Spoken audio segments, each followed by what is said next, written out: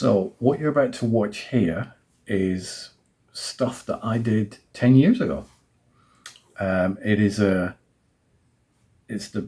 fullest version possible of my entire day at the very first Sci-Fi Wales convention. I was fortunate enough to be asked to be the panel host for all of the panels that day.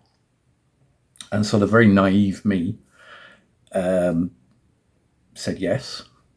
And it turned out great. So, maybe not naive, but just, I was kind of naive. So it basically all came about. I was hosting a panel for Fraser Cole's series Cups and Monsters at a convention in Nottingham. So we did the event. It was a single panel. It went well. I did another panel for Fraser and Cups and Monsters in London at the MCM, I think that same year. So probably like 2014, 2015, something like that, I think it was. And then Fraser mentioned to me that he was going to this little convention, this new convention in Llandudno, North Wales. And he could put me in touch with Robert Dyer, who was organising like everything to do with this. So I ended up speaking to Rob. And then Rob and I sort of ended up working together over the phone. And the closer it got to the convention, I ended up going to stay in the area, and I assisted. Rob pretty much did all the work, but I assisted in social media posts and basically helping him organise the convention. I'm using the air quotes because, to be honest, I didn't do too much. I was just there as a sounding board and to learn how and what goes into putting on a Comic-Con. Answer, a lot of work, busy guy. So it comes closer to the September date. I think it was like 3rd of September or something. And I was ready to do all these panels. Now, there were scheduled to be 7 Q&A panels that day. It was a Saturday. And they were kicking off about 11 o'clock in the morning. That was the first one. And they were running back-to-back panels. So what you're about to watch is around the 4 hours of non-stop panel hosting that I did. Some of the camera angles aren't amazing, but we have the footage that we have, and I just wanted to put it all together in this really long video and just let you sit down and watch it. So for fans of Doctor Who, Red Dwarf, Star Wars, there is stuff for you all coming up. It was a tiring day. My throat was gone by the end of it. And you can prepare as much as you want mentally for things like this. But let's just say you learn how to wing it pretty well. And I think other than a couple of mistakes on the panel, I think they all went well. I think the only mistakes I made, I probably mispronounced somebody's Twitter name. It was Tabitha Lyons. I think I mispronounced her Twitter name slightly. But it was okay, because there was a member of the audience there to correct me. And then some of the panels slightly overran, which then ran into the next one. So hence it was for me pretty much 4 or 5 hours of non-stop chatting. But I hope you enjoy. And I do plan to do the same for the follow-on Sci-Fi Wales things, which I went back for 3 years after that and had a great time chatting with members of Game of Thrones and some more Doctor Who's, Red Dwarfs and Star Wars and stuff. So for a geek like me, it was an absolute great day. And I just wanted to put this little intro video at the beginning for you before we carry on with the show.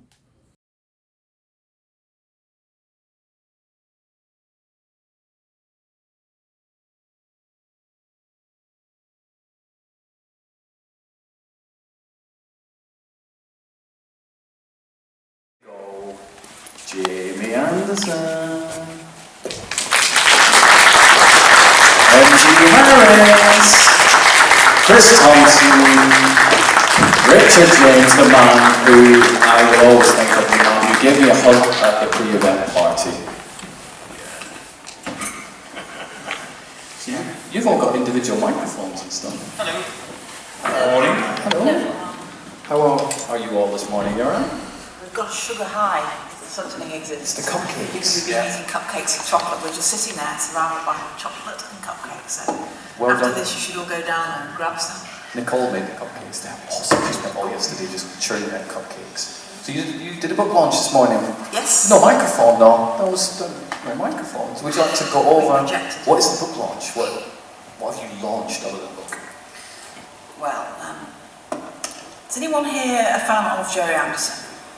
They're in a panel about Gerry Anderson. I'm just checking. We haven't got any, we might have some pop-ins. You get pop-ins occasionally. Yeah, if you're not, then Right, get okay. out. No. Pop-ins are welcome.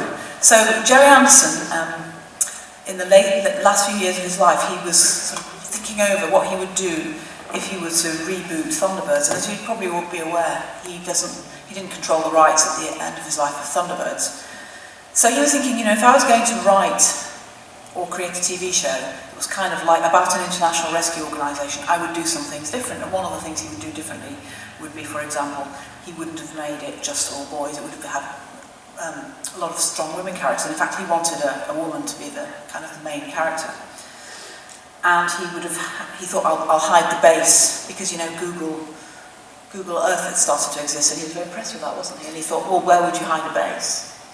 So he decided that he would have a base that was under the water. So he was working on these ideas, and then, as we'll know, he passed away before he could finish working on them. And I was brought in by Gemini, very shortly after Gerry died, to talk about carrying on the work that he'd started.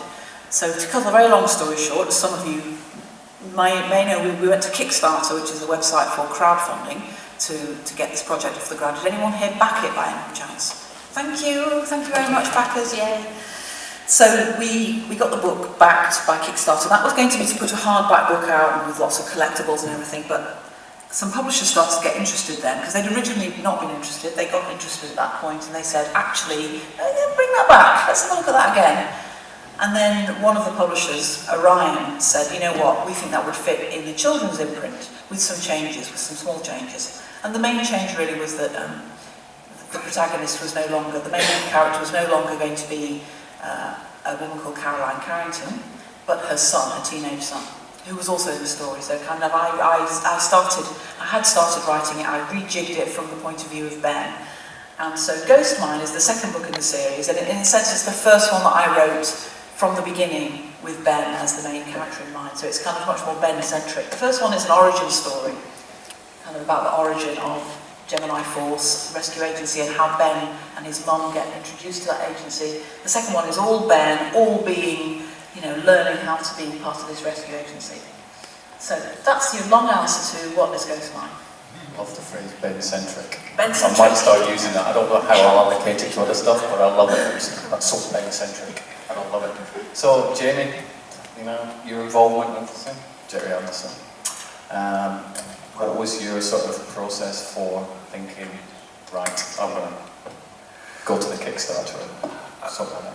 Well, kind of as MG said, the problem was that we were taking this book around to publishers, and they weren't utterly convinced that there was a strong enough market for the book, I guess. Well, I think they were, sort of, but they actually didn't know how they'd get to the market, because I don't know if you've paid any attention to what's happened to bookshops kind of more in, say, the last 10, 15 years. They've become much more segmented. Have you noticed that they'll say, these kind of books are here and those kind of books are there. And so, you've got 9 to 12 and under 8 books, and then you've got teenage books, and then you've got science fiction, crime, just, fiction A to Z. You've got cookery books and everything. And they were sitting there thinking about the bookshop, and they said, where would this book go? We don't even know. Where would it go in the shop? Would it go in the children's section? We said, well, no, because it's got adult characters, and it's adult characters features point of view characters, so, it could be in science fiction. And they said, oh, science fiction, but, so they just kind of got flummoxed, literally, because they couldn't decide where it would go in the bookshop. And if you don't know where it's going to go in the bookshop, and you're the publisher, who do you have the conversation with at Waterstones? You've got to know who you're going to talk to, and then they have to know how they're going to sell it. And because of the way that the book industry has changed, partly because of the way books are sold, they need to know where they go. So they kind of just got too confused. And nobody's in a good position to buy a book from you when they're confused. So they just went, we don't understand. So we just said, thank you very much, we'll go to Kickstarter. But that was Because we knew that was that not a good reason to not do anything with it, though, just because this is how much it should go. So Well, we knew wanted to that make there would be sure- an audience, yeah. Yeah, so we wanted to get it out there, had to find the right writer, and MG did a few chapters as a test write, which was just great to read because it was like I was reading Dad's words. The pacing and the action and the language was all spot on. So she'd become an awesome plagiarist, or is a very talented writer, one of the I was two. just writing what I thought Gerry would, not what you thought I thought he would write, because I've never really read anything by Gerry, but I had seen lots of stuff, and so I was kind of trying to write what I would imagine Gerry would have produced based on what I'd seen of the scripts. So, to start with, we thought it might be for TV, so the first things that I saw were treatments, actually written like a screenplay almost. And then later he decided, I'm going to try writing it, so he tried writing a few chapters. And there was enough there to see the flavour of it, how it was going to be. And it was sort of, very similar to Thunderbirds, but kind of more updated, really. I imagine it being a really surreal experience for you, Jamie, reading MG's words, but, in the world of your father and stuff. Yeah, I mean, we talked to a few other authors and had a few treatments already and a few early chapters, and none of them felt right. So to read the words and just instantly have that gut feeling that it was the right person and they were writing the right style. Yeah, it was really nice. And to know that we could actually do it, because there was always that worry that you might not be able to find anyone who could write in the right way to do it justice. You got 2 books now. It's working. More on the line. I've written one more. So the deal we did with the Ryan was for 3 books. Originally, because there was enough kind of in the ideas that Gerry had left that I thought we can get 3 books out of this, because there were fragments and you could see there were like setups for stories that weren't resolved, which is really nice to me as well, because if I don't know how it would have ended, then that does give me some freedom. I mean, obviously it's going to end with Ben saving the day. I'm not going to spoil it for anybody. It's not that Anderson shows are not bleak and miserable. They the heroes win. That's a very solid part of the Anderson universe, so I knew that the endings always have to be upbeat, positive, at least for Ben. But there's one particular scene, and it's in the 3rd book actually, that came from one of the opening chapters, and it was such a good setup. This awful thing happened. I'm not even going to say what it is, but an awful thing has happened. And in Gerry's original treatment, that was one of the possible reasons for why the guy who sets up the rescue agency sets it up, because he sees this thing happen, everyone dies, and he thinks, if only I could have done something. So I thought that's too good to not use. So that's in the 3rd book. But because we just got this awful, terrible thing happening, and there's no reason given, I can make up a reason for why it happened. So, and a whole story spun out of just that one scene, basically, which is a very hopefully gripping scene.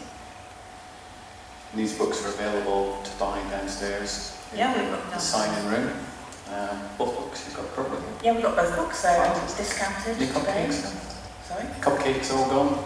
No, we've still got some cupcakes left. We've got lots of chocolate left. Somebody's made some lovely chocolate bar. We've got a whole kind of gold mining theme, because the 2nd book is set in a gold mine. Nice. Well, Annette and I are going to pop down later on and get some books. Hopefully you guys will. If anybody does have a question, stick your hand up, because I'd be really tempted for me to just monopolise these guys' time today. But yes, just stick your hand up and I'll run over to you with a mic and stuff. Chris, how you doing? You alright? Good, thanks. Good. Now, would you like to sort of pitch yourself? Because I must confess, I didn't know that much about your role and stuff. That's cool. My name is Chris Thompson. I'm a sort of concept artist, 3D modeler person. My job is to take what MG's written and what Jamie directs and what Andrew Probert has designed and turn it into like really awesome, kick-ass concept pictures.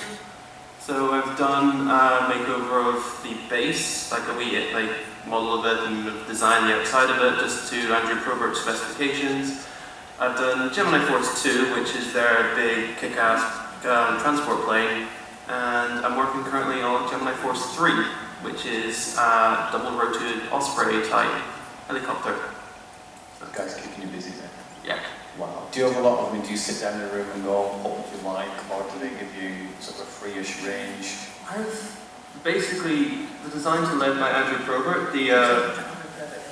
Andrew Probert, just for those who don't know, is a famous concept artist. He designed the Enterprise D, the Enterprise from the motion picture. He did the Cylons, Airwolf, He finished off the Back to the Future car, and he contacted Jamie to be a part of a project after Gerry died, and Jamie led him aboard Gemini Force One, and yeah, so he would do all the designs, and he had the specifications of what he needed to do, because MG, you like to work from design? I prefer to work, so that my imagination doesn't actually have to come up with aircraft designs, and I'm not really an aircraft designer, even in my imagination. I'm not particularly good at that, so I was really happy. I would kind of point Andrew in the direction of things I found on the internet, so how about this, how about that, and then he would design something, and then he'd read my scripts and go, what's this that you put in there? That's not in my design. And I'd go, no, I'm writing the story. You have to make your design fit the story. He'd get grumpy about that. I don't know about that. But it was fun watching all the sketches come through, and Jamie was very kind enough to let me on board after my small harassment campaign to let him do something. See, harassment works. Yeah. Quick tip, if you ever want a job, harassment is the way to go. And I got the sketches through first for Gemini Force 2, which is, it's about 80 meters long. It's this huge sort of like aircraft. It's a swing wing, sort of like hypersonic craft. It launches from Gemini Force 1, which rides it out of the water, pod opens, big massive transport craft flies off, and it looks like class. Whenever we got the sketches in, I was like really, really impressed. And it was just an absolute pleasure working on it. And it's quite exciting now, because now we're starting the process again with Gemini Force 3. It's good to kind of get back into the swing of things and design, sort of expand the universe a bit. I mean, I was looking all sort of in thought there, you're going to talk about me now. Yes. How are you doing today? Yes, I'm good, thank you very You much. enjoying your day so far? I've had a fantastic day, thank you, because I'm right next to the cupcakes. You are. Have you liberated any of the cupcakes? I've liberated one or two, yes. One or two, is it? One or two? Or three. Three, so it's three. Or four. Who's counting? Well, we are. I'm not the There's no cupcakes yet. shame. There's no shame for where we are. It's very nice cupcakes. Space Policing Clan. Space Cricket, that's the reason I'm here. It's my connection with the Anderson universe is Gerry Anderson's last live-action TV series, which is 20 years old, in fact. This September, it was first broadcast on BBC Two in 1995. You won't recognise me, of course, because I was on 6 inches of prosthetic makeup, playing an alien police officer, Orin. You've got Orin on your desk. I've got a toy Orin with me, that's right, and I've also got a fan-made mask to give you some idea of how the character looks. Yeah. It's a good-looking chap. And you've got some prop guns. I've got some prop guns, I've got my original shirt and badge, things that, again, I liberated on the last day of the shoot. Well, I just put them in my bag and thought, if they want them back, they know where I am. If there's a second series, they know where I am. It didn't happen, of course. So they've been stuck in my loft for the last 20 years. Like the cupcakes, which has probably gone. Yes. So, of course, a day like today is the perfect opportunity to bring them out and show them off. What is the most common question you get asked about Space Precinct? Well, the most common question is, what was Space Precinct? That's fine. So I understand it. We did 24 episodes over a year, and they were shown firstly on Sky, when Sky was still a very young, fledgling channel, and then 6 months later it was shown on BBC Two, Monday evenings at 6 o'clock. Did reasonably well in the ratings, actually. Got about 3 million, I think, which wasn't too bad for those days, on BBC Two. But it's not one of Gerry's more well-known series. Those that do know it are quite passionate about it, but very often people pass me by with just a glazed look in their eye. No, never heard of that, and they move on to Robert Llewellyn or whoever might be next. He's done so many stuff with Gerry Anderson. I was looking at the list, and I remember Terrorhawks. To me, that was the one that came out when I was a kid. And I was also aware of Thunderbirds. Thunderbirds, Joe 90. Scarlet, it just keeps going on at Space 99. It's like, Absolutely. It's like this. There was someone there that I hadn't heard of. Yeah. So even to be part of a show that, I appreciate isn't as well known as the others is great for me to feel a part of that huge legacy and part of the Anderson family in some small way. Not literally the Anderson family, of course, but metaphorically. It's not like adoption. Wouldn't be Richard, do you go around for Christmas and stuff? No. Oh, Jamie, come on. It's lonely. It's just like I'm really very fond of Rich. I don't know why he's being so rude. The first time I met Jamie, he was 9 years old. So I met him at Pinewood Studios when we were making the series, and he was just a wee small thing. And Richard freaked me out because Orin was overdubbed with an American accent, and so when Richard, not only did he pull off the top of the head, exposing, well, you can see underneath, and of course that was scary. But then you spoke, and the voice didn't match up to the character, and I thought you were very weird. First impressions, I suppose. It must have been really strange. I mean, you met him when you were 9. That's obviously scary enough. He's wearing the head and stuff. But when did you first realise that Gerry Anderson world was this big Gerry Anderson world with all these different shows in? Well, it took a while because I grew up surrounded by stuff. Terrorhawks VHSs, which I watched constantly, and he didn't really keep a lot of stuff at home.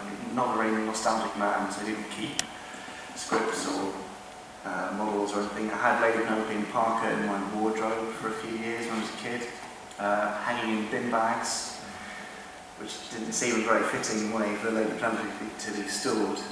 But it wasn't until 91 when Thunderbirds was reshown that I really sort of saw the full impact and realised actually it wasn't just my friends at school that were watching the show now, but their parents had watched it before, and they were kind of really massive fans of it.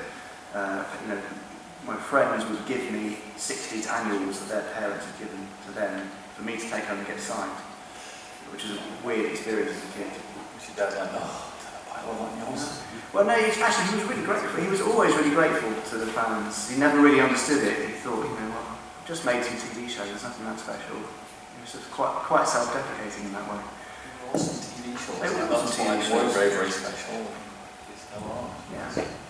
But then Space Precinct came along in '94 when they started shooting it, and I spent lots of time in the studio. Would borrow props and little bits and pieces to take into school, which kind of made me a bit cooler. So, and then got even more of a sense of the scale of it. It was a big deal at the time, and I mean, Space Precinct famously was the most expensive TV show of its day. It was $1 million per episode. That was before when even I remember it. Yeah, which 20 years ago was an awful lot of money. Most of that was my fee, of course. Yeah, which I invested wisely. Did you liberate it? Liberating the budget. But of course, the other question that I'm always asked is, what was it like to wear the mask? That's the usual one. Warm. So you want to ask that one? I've got a question. What was it like to wear the mask? Funny you should say that. I'm not really asked that very often. But it's very often very uncomfortable, as you can imagine. We had remote-controlled eyes, which were moved by an operator who would stand behind the camera of the remote control box. Various muscles in the mask would move as well, over which we had no control. So we had little servos going in our mask, which made hearing things very difficult. Our vision was extremely limited, so in the early episodes you could literally see us walking along like this, touching the furniture, work our way around the set. The only bit of us that you actually saw were our tongues, because we wore false teeth, full face prosthetic makeup, and gloved hands as well. How long would you wear the mask for? Well, it was designed quite cleverly, because there were an awful lot of us in this stuff. It was designed to be quite a quick process. So the chin part, the lower part of the face, would be glued to our own chins and around our lips on a sort of a balaclava affair, and that's how we'd spend the day. And then when we were filming, they'd literally get the top half like a lid or a hat, stick it on the top, pop it into place, hook up the wires, and off you go. But it was quite useful in that when we got too hot, we were able to just kind of lift the top off. I mean, I've still got some pictures at home that are quite comical. A few actors with their lids lifted up, just a little bit of air in. Nice. And Chris, you brought some stuff. Yes, I did a reanimation. Kind of just like, it was supposed to be sort of a lookable background animation, nothing particularly exciting, but it just shows a wee bit of a background sort of like of the base and how it works. Oh, yeah, I've never seen it before. Yeah, MG hasn't seen this yet. To apologize for spelling mistake. My legendary terrible spelling. Test, that's all. But whenever stuff comes up, I can't talk about it because we're about to see Gemini Force 2. And this is her there. It's kind of like flat-bedded aircraft. It's got 8 VTOL thrusters which lift it up into the air. Swing wing.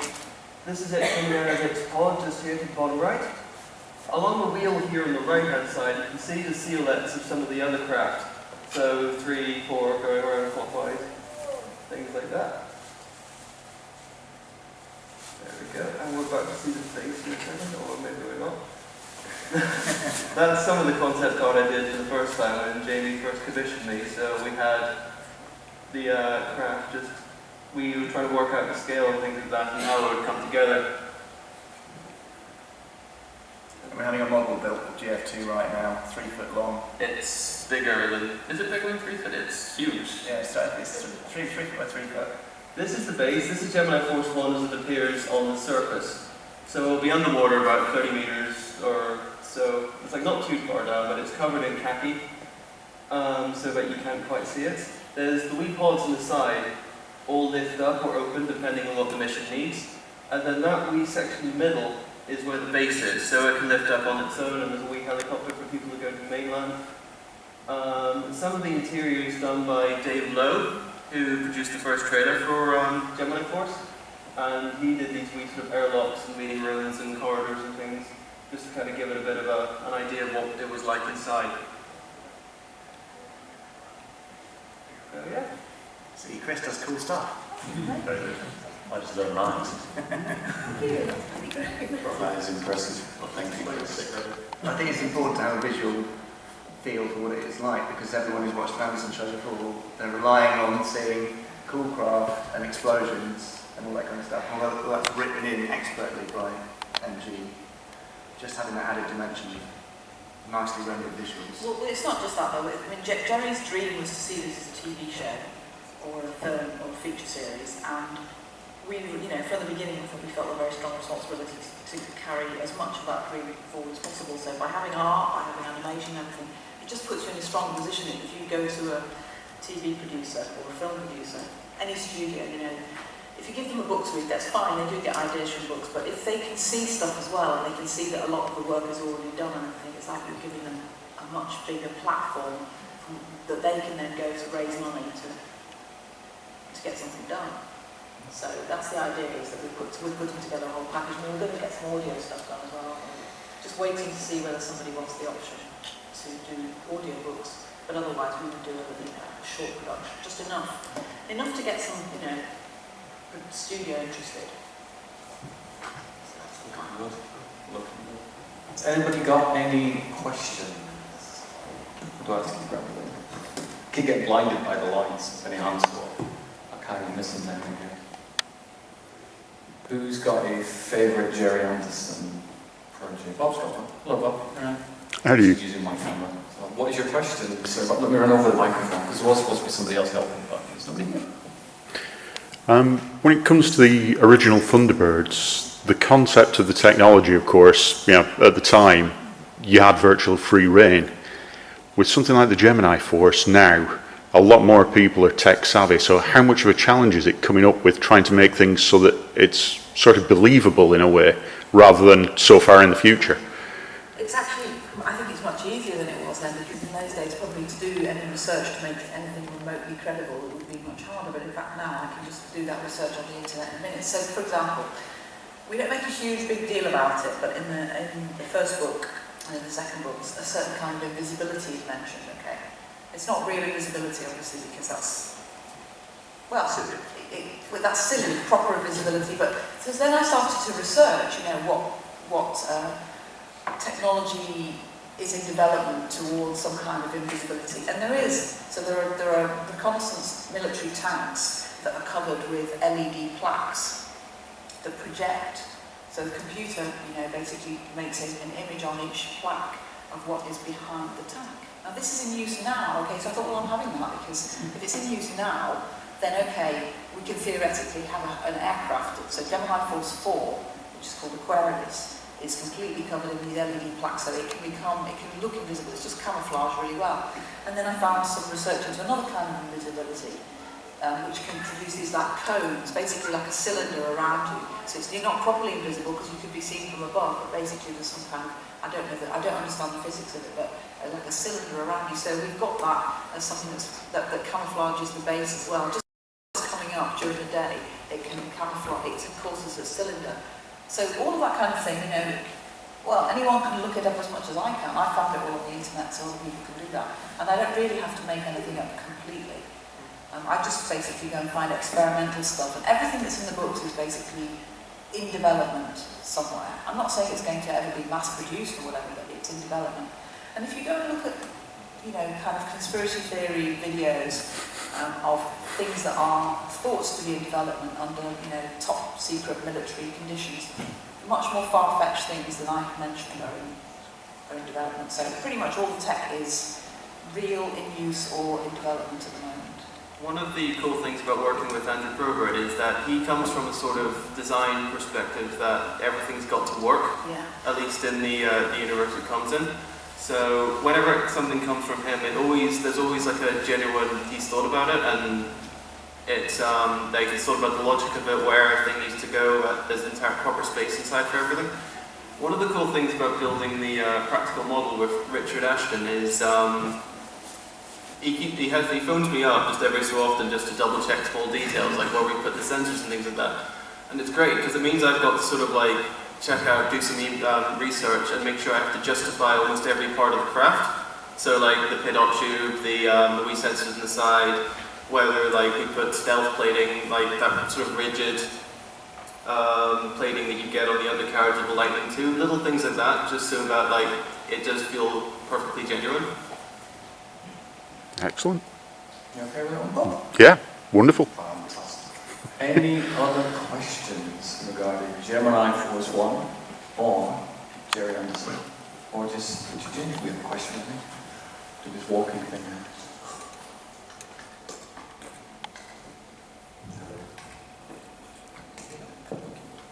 Do you have any of the props with you today on display, or are Andy Probert's sketches, anything like that we can see? I can put some of Andrew's stuff on my laptop, I think, downstairs. You can have a look. Yeah, there's some interesting bits and pieces, and also some of Chris's concept art using Andrew's stuff worked out, which looks fantastic. Nice dramatic shots of Gemini Force One rising out of the water and that kind of thing.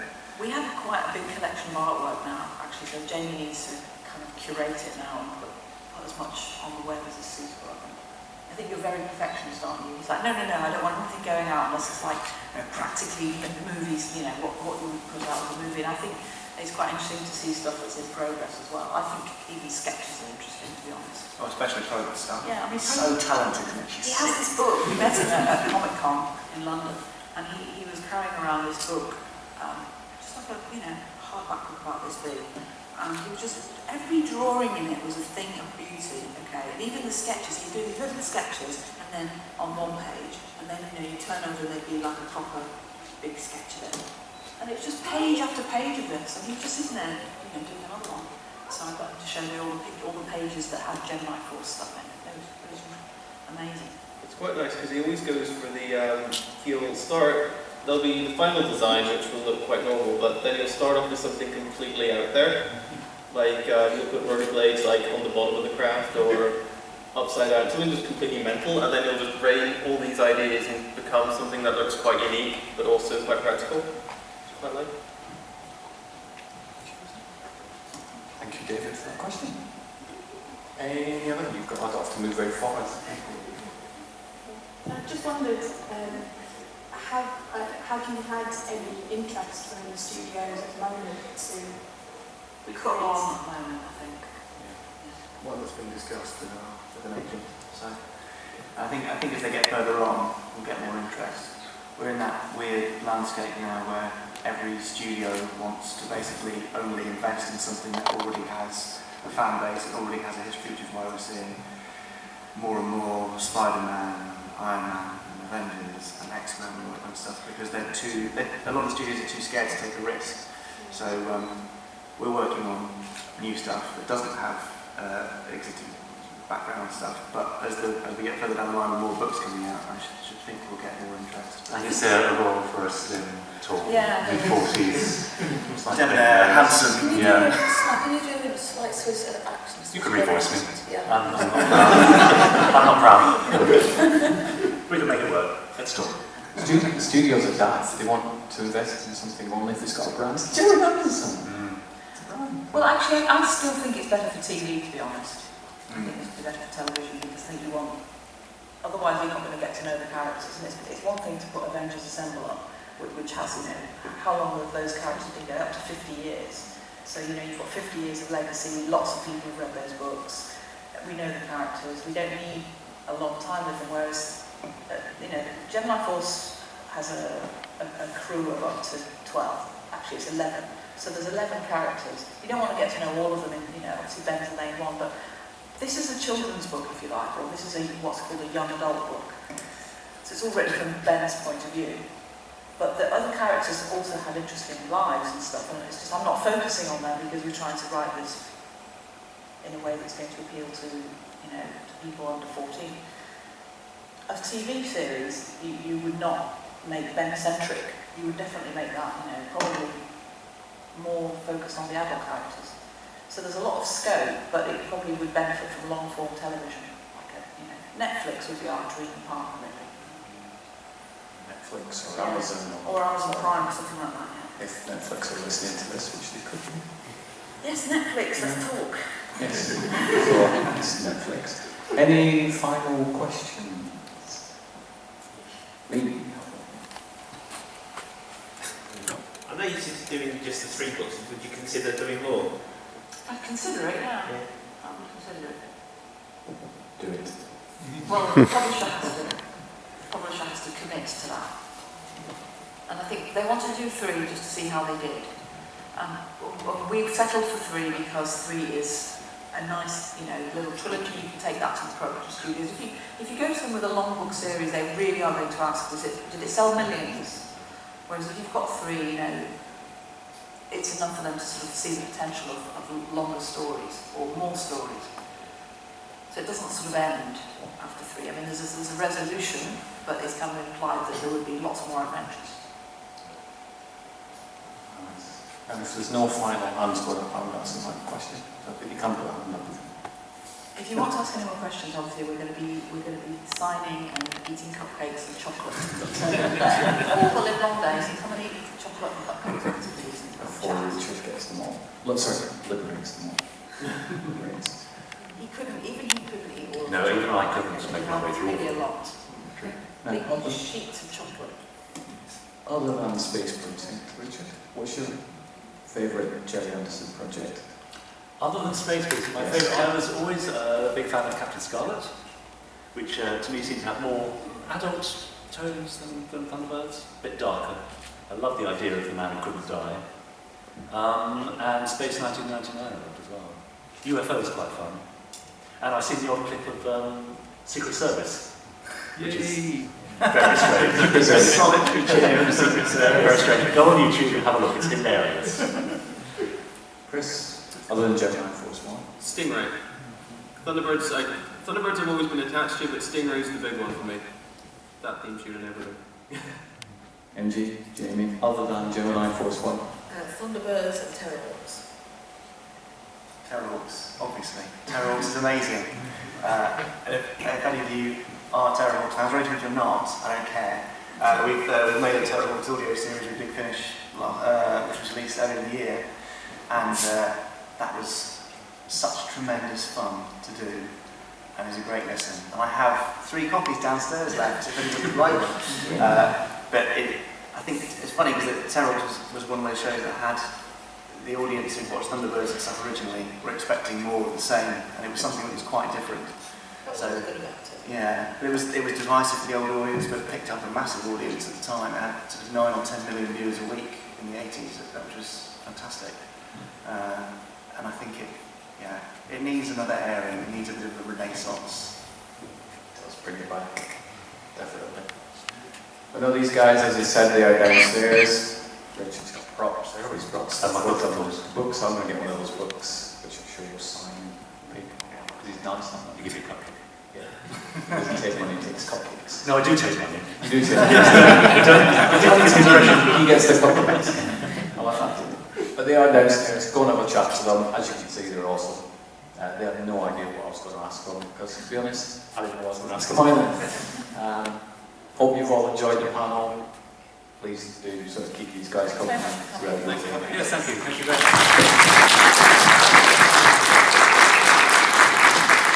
And you have Gemini Force 1 wristband. Oh yeah, everyone take the If anyone would like one, come and find us outside or downstairs. Thanks.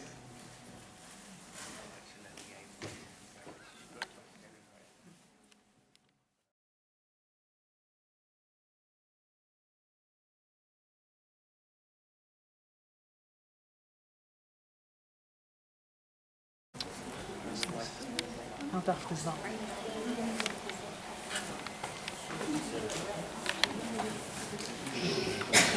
Some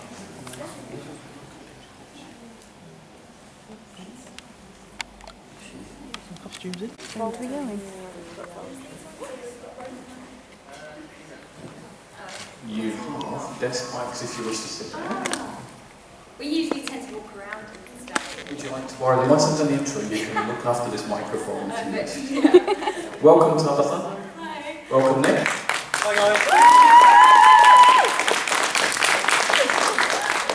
This is a bit weird because normally I watch these guys on the Twitch stream. So if you follow Tabitha, has Artie Flakes. Artie Flakes. Artie Flakes. So just literally my first drink walking past. That's my local memory. Do watch their Twitch streams. Just an easy panel for me. I'm just handing my microphone over to these guys and I'm going to sit down and be educated. So thank you. Are you all having a good time so far? Yeah. Cool. Okay, we're going to kick things off. So first of all, our panel is about prop making and how to use foam and creating awesome costumes. For those of you which one am I using here? Any of these? No. No. As I said, this is a bit of a larger stage than we're used to, so Tabs will probably wander around while I chat to you guys. If you've not heard of us before, we make foam and latex props. We always get asked about how to make swords, so this particular presentation covers latex swords. But if anyone wants to ask us or stop us, or to be honest, ask us questions as we go along. Because if you ask us at the end, we probably missed the slide. Yeah, before we do the slide, I just want to say who we are in case you guys don't know who we are, because probably not you don't. So basically, that's my dad. And I'm a cosplayer, so I go up and down the country to different countries, and I basically show costumes that I make from my favourite TV shows, from my favourite movies, computer games, and yeah, we run a company that also make commissions as well, so if you guys don't know how to do it, we can make items for you. We also do a live stream, which the lovely gentleman just said on stage, and that's basically where we put cameras up in our studio and people can watch us make props. And we're happy to give tips and give you advice on how to make things. Yeah, foam and latex is a really, really versatile and easy product to work with. So we're going to go over some really basic ideas about how to make a sword, but as I said, it will cross over to other things at the same time. Just ask, just stop us, literally that's what we're here for. He's supposed to be a bit more interactive than just us chatting on stage. Yeah, I just explained the bathrobe as well. So I didn't have time to make a new costume for this convention. So I actually did cosplay on a budget, which is really cool because when you're making costume, money is a massive factor and lots of us don't usually have it. So what I've done is actually I've got a fancy dress costume and I just did it up myself. I got boots, cut them, added a bit of foam onto them, and you can see there I've got Princess Leia boots because the costume didn't come with boots. I want you guys to take me a bit more seriously, so I put on a bathrobe. Because that really helps. Yeah, obviously.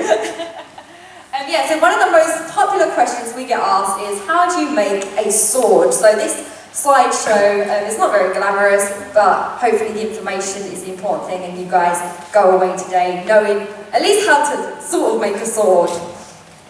Right, okay, let's see, let's go. Yes,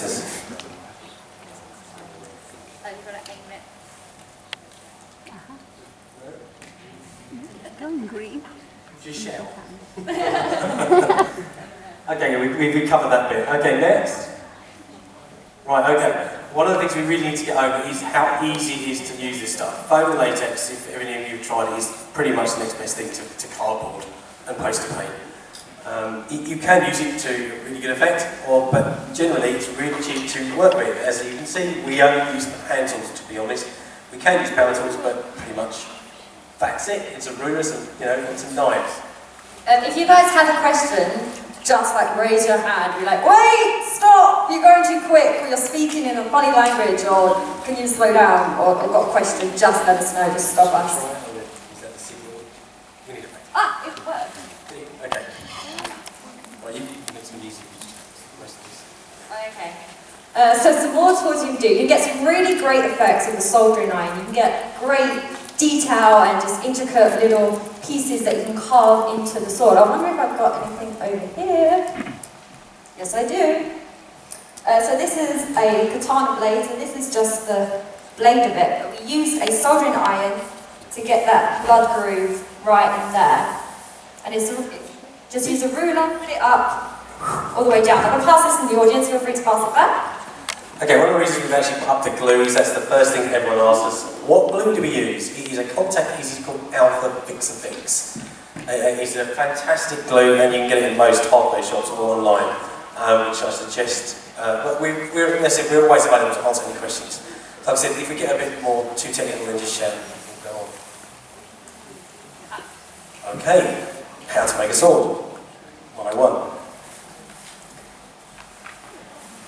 Right, the first thing you have to do basically is find the suitable core. You can use wood and you can use metal, but we tend to use carbon fibre or glass fibre rods, basically. They're not as expensive as you think. A rod for about a metre is about £5. It's not exactly expensive, and it's really, really strong. If you can just demonstrate, it's like bending a sword round, that would be great. So they got big.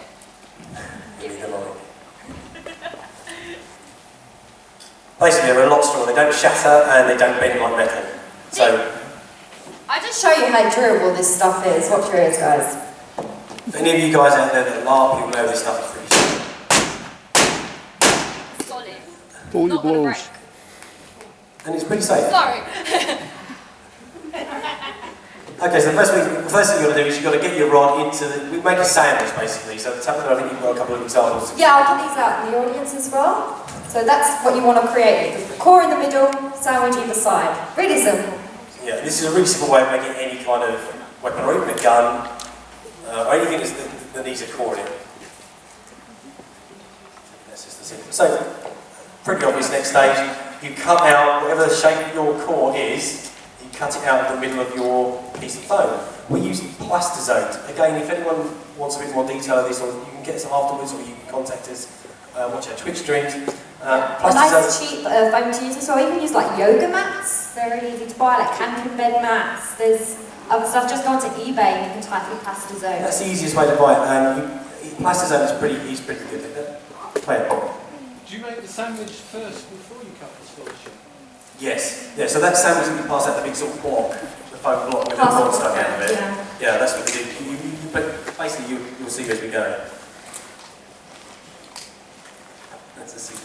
So obviously you cut that out, literally we run a knife along the side of whatever we're using as the core. I think that's pretty self-explanatory. Okay, so we end up with a hole now. To stop the rod, or the tip of the rod coming through, what we do is we put a little tip on the end. So we use the bit that we cut out, and we stick it on the end of the rod. This is just to show that you can use any type of core as well. You don't have to just use straight ones. If you've got coat hanger wire, or anything that's got a curve on it. Yep. It depends how long you've been making them. And it depends on the sword. One about it will only take us a day. Even if you're just take your time. There should be no deadline. If you want to give it a go, just work it, take it nice and slow. And if you make a mistake, then learn from it. It doesn't matter if you go wrong.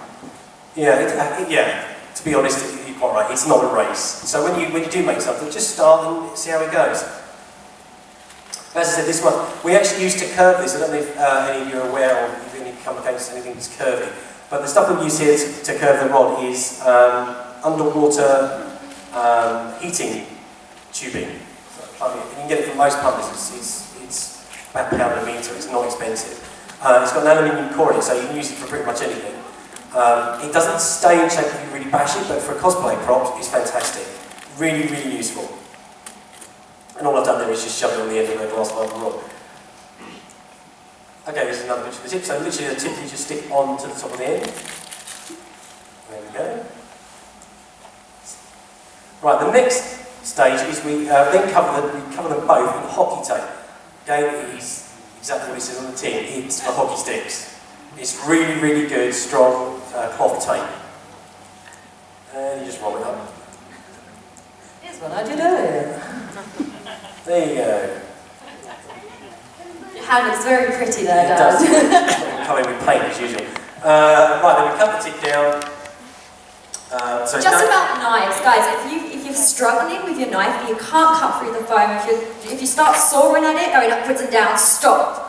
Your blade is blunt. You need a new knife. A lot of people, they struggle. They're like, oh, I'm really bad at cutting, and it's not that. It's just you need a new blade. You need a sharp blade. You can't cut with a blunt blade. Yeah, we run training courses, and the first thing we do is to be honest, to go over what knives to use. That sounds really, really basic, but most people don't. We use extendable bladed Stanley knives. They're fantastic. If you get a metal one, you'll never need another one. It'll last you forever. But you must keep changing the blades. You just have to. That's part of the thing. And even for younger builders, you do have to get used to cutting towards yourself. Now that I know sure there's is an not adult with you. Make sure you just got to be, as long as you've really got to be safe about it, but you can't cut everything away from yourself. It just it won't work. Okay, so there we go. This is another one. That's another blade we use. That's the hockey tape. It comes in a reel about Top of the cut the tip. Right, glue pot is what we use, as you can see. Any old bristle brush, the cheaper the better. Just try and knock out some of the bristles before you start painting away. It is double-sided glue, contact glue, so you do have to paint on both sides. The thinner the better with contact adhesive. There we go, that's me in it, you can see this. So you literally coat both the rod and the tip and the groove with the contact adhesive. Right, now normally the contact adhesive, you will wait till it's dry. When you're actually putting something into a groove, you can't. You have to use it wet, otherwise it will just stick as soon as you get there. So that is a tip. You will figure out if you get it wrong, but yeah, you always use it wet when you put it into something. I'm trying to not sound dirty here, by the way. Yeah. Okay, so there we are. Right, okay, once it's stuck in, once your rods are tipped and they're stuck in, and to make sure the rod doesn't come out on either side, we use a bit of leather, something you find a long leather bag or a long leather coat. Yeah, you can go to a charity shop and pick up some leather trousers for like £5 and then just cut them up.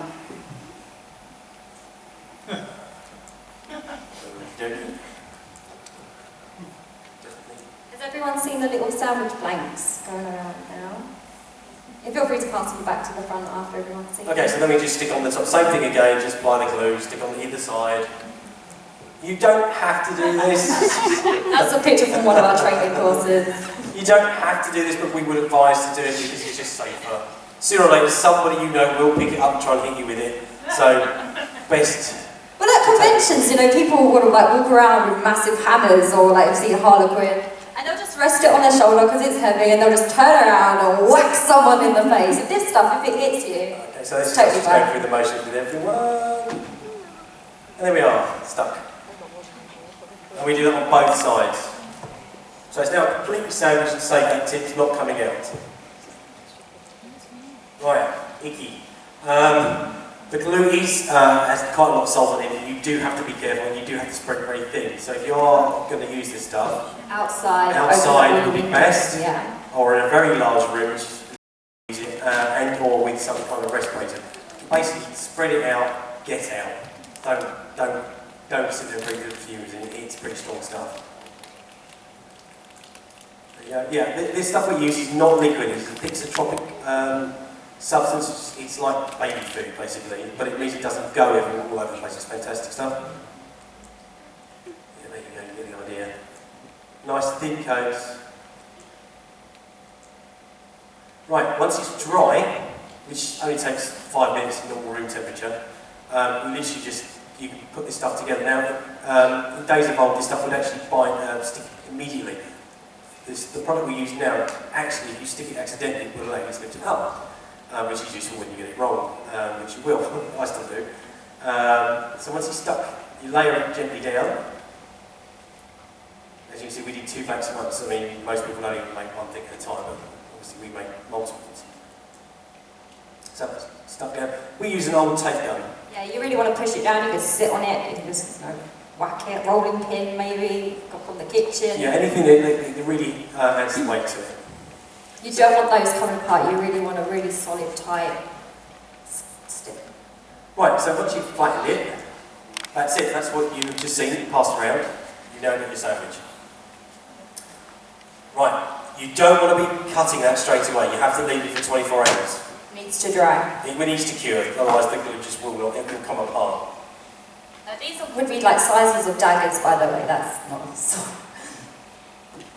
Okay, so there's your plate now, as we've got some to show you around. You can see the sandwich. In this case, that's a 6mm, it's 8mm in the middle, the same size as the rod, with two 6mm pieces on the other side. You can use anything. As long as you get the idea, you can use floor matting, anything, whatever thickness you want. The next thing we do, once we've waited our 24 hours, is we mark the tip. So you got to feel with your fingers, find out where it is. There you go, and use a marker just... Don't worry about marking the foam, it'll just spring back. Use a good marker actually, I'll tell you a story. We once used some cheap ones from like Townland or whatever. And once the sword was done, like we saw these pink runes coming through the sword and we're like, what the hell is that? And the marker actually bled through and we had like... Yeah, one of the salt was in the cheap marker. So use Sharpies. So use Sharpies. Okay, then we use, obviously when you're using knives, metal rulers. Don't cut your finger up. It looks like it's going to cut his finger up. Yeah, make sure when you're using anything like this, you keep a well track of your fingertips. Otherwise they won't be on your fingertips for long. So we mark that out. You can do, this is the point where you can do any shape and size at all. Whatever rod you put in there, this is where you get creative.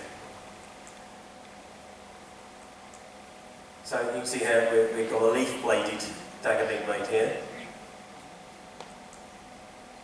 So there we are. We've cut it out of the blade. Now you can keep the spare foam. That's always useful as well. Don't throw it away. Let's see. You start off with this very blocky shape. Has anyone got that sword in the audience? Has anyone? It's got like a blade. It's a half-finished one. Is that around? Just about somewhere. Okay, we're going to do it.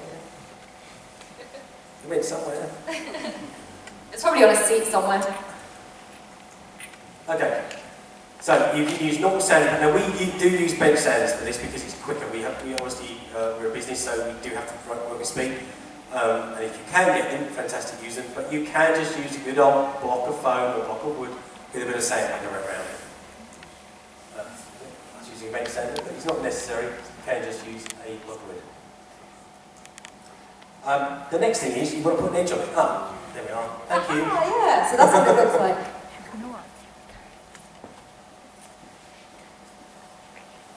Well, that's to show you the next stage and make it more sense. Okay, so I've got the middle of it. Again, you can do this by eye, but the best way is literally just run a black mark down the middle and on the edge. As you can see, you just literally mark the edges. And then what we're going to try and do here is we're then going to cut the edge off. And this will give you don't want to do it too pointy, because you'll have so little foam left that it'll be so flimsy that it'll just dent every time you hit anything with it. Again, you find it's easier to cut towards yourself, but please. Yeah, this is where lots of people sort of start panicking. You just, as long as you take care and you're slow and you use a sharp knife, you can cut towards yourself. You've just got to take it easy. And practice a bit on maybe the offcuts that you already use. Before you start straight away on the blade of your weapon, try it on the offcuts. So I've got a few of these. You can just see literally how it's a pretty straightforward cut. But this looks a lot easier than it is. It does take a while to get the hang of that. Just practice. Any questions so far? No? Good to go? Oh, is there a question? Sorry.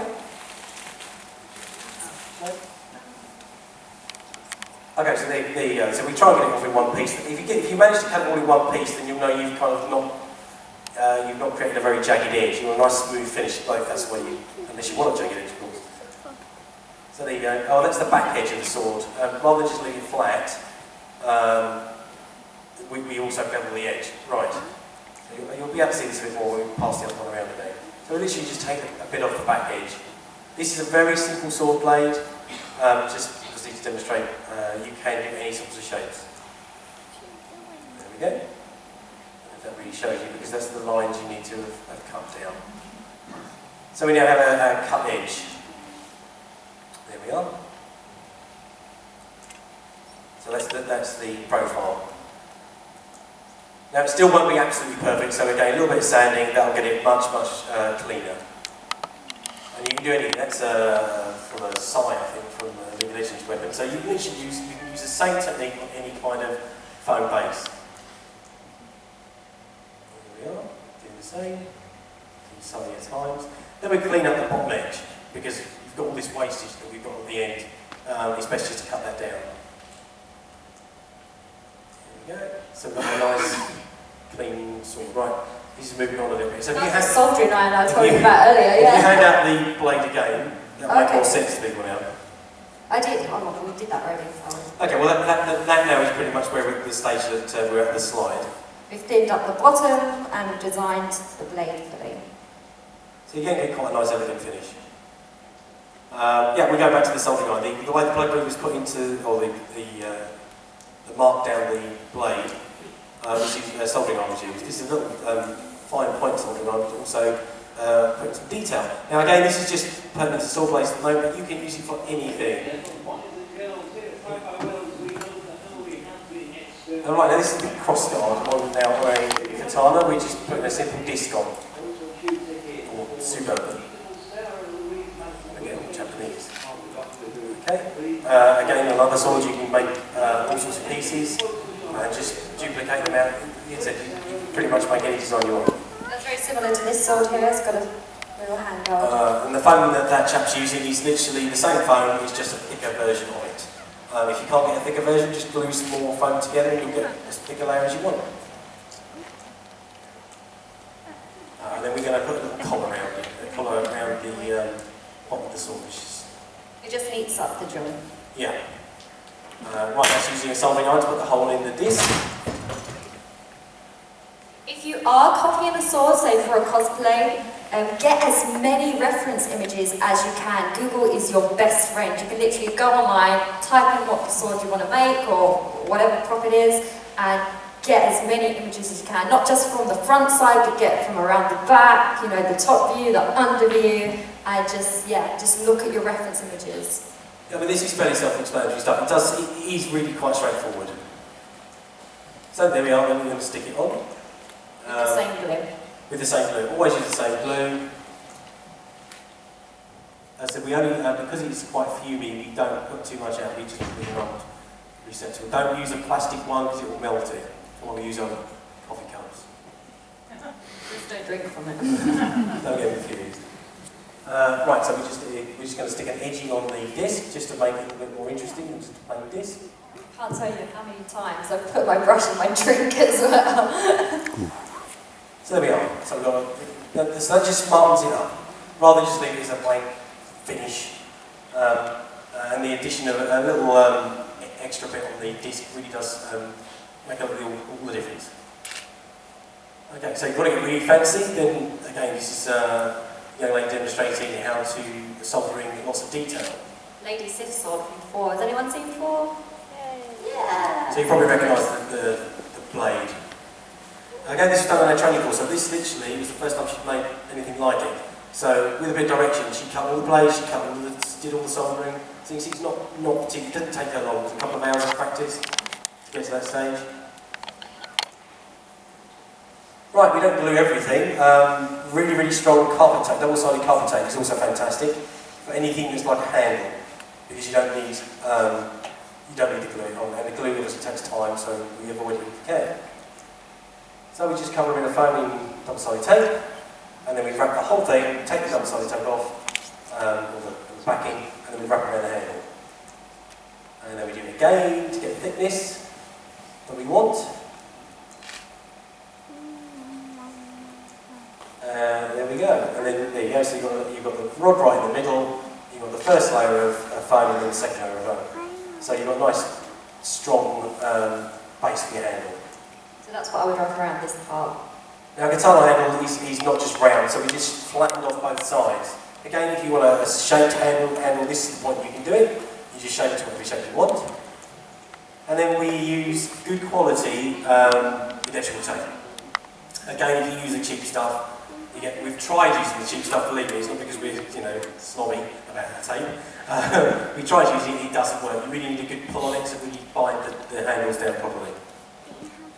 You want to pull it quite tight, but it might snap, so just start it all over again. So there you go. We've literally made the whole thing pretty much out of foam and glue and a rod and some tape. Now obviously you'd have seen that there's a rod that is sticking out of the pommel of the sword, so we now have to put a foam bung on the end basically to make sure that doesn't come off.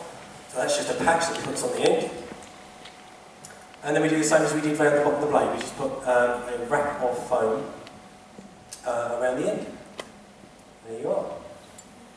Done. And we just sand anything off gently. That can be done with a hand sander again, here it's on big sander. Right, this is where you take over. This is the latexing bit. So people, when they make weapons, they'll love the cutting side, and then they'll forget all about the painting. Now you've got to put in as much effort into the cutting as well as the painting, because it can be a good paint job can bring your weapon to life, and a naff one, well, you just. Latex isn't just paint. Really, latex is natural rubber. It's tree sap. It's more like you want to apply it to you. Who paints nails? Anyone here paint nails? Yeah. Yeah, so liquid latex is like nail varnish. It's quite thick. Once you've done a brush stroke, you don't really want to go back over it. So yeah, you paint nail varnish, just what it feels like. Yeah, it's funny old substance to work with, but you do get the hang of it. Okay, so what are you doing here then?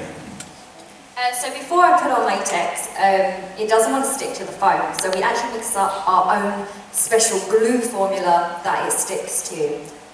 We use you can use the same glue, but you just want to thin it down, and we use a Isoflex cleanup fluid to do that, which you can get in B&Q.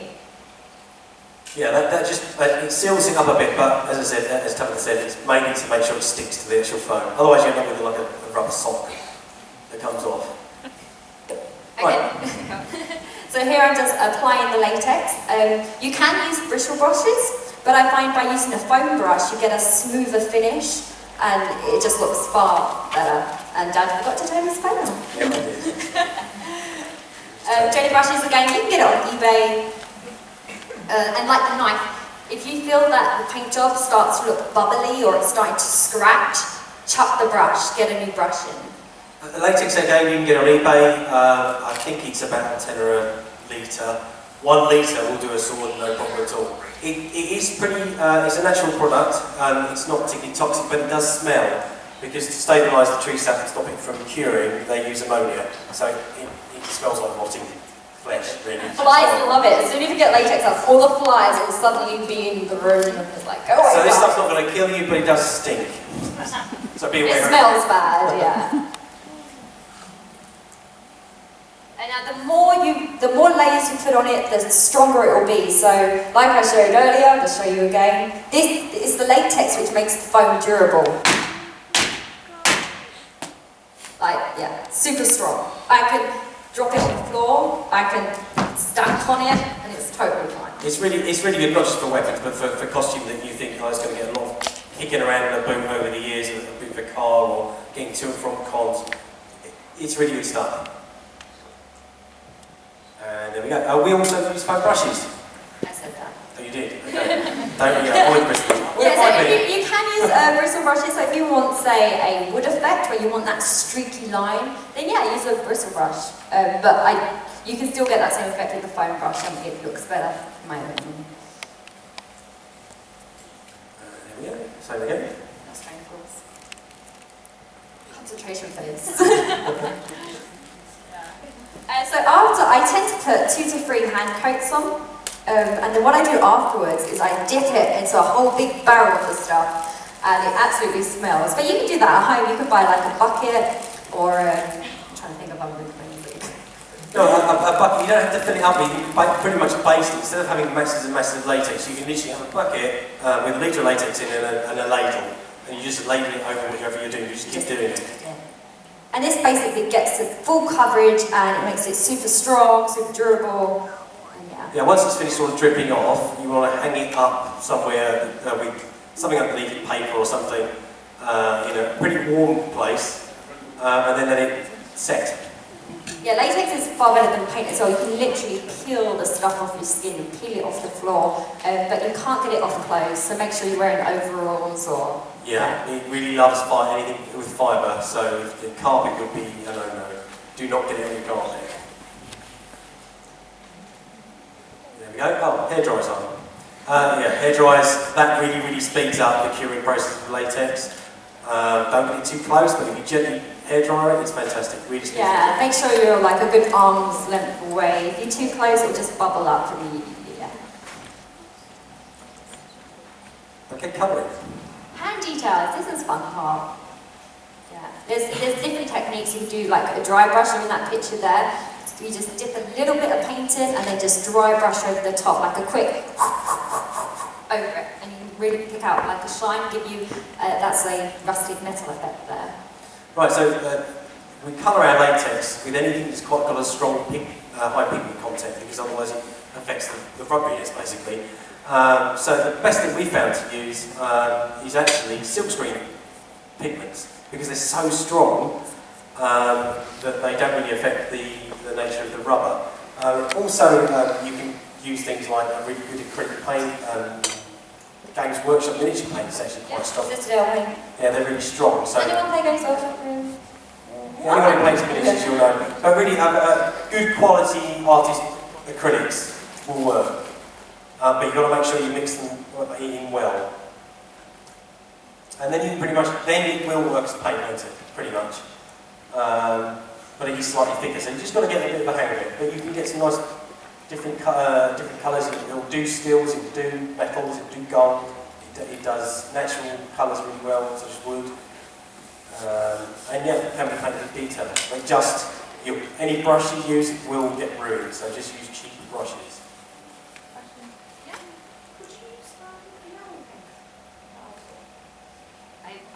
We wouldn't use enamel paint usually. It doesn't mix with the latex, because enamels are very different, because latex is basically water-based. Yeah. The fact that if you try and put enamel on anything that's going to flex, such as foam, it can tend to break.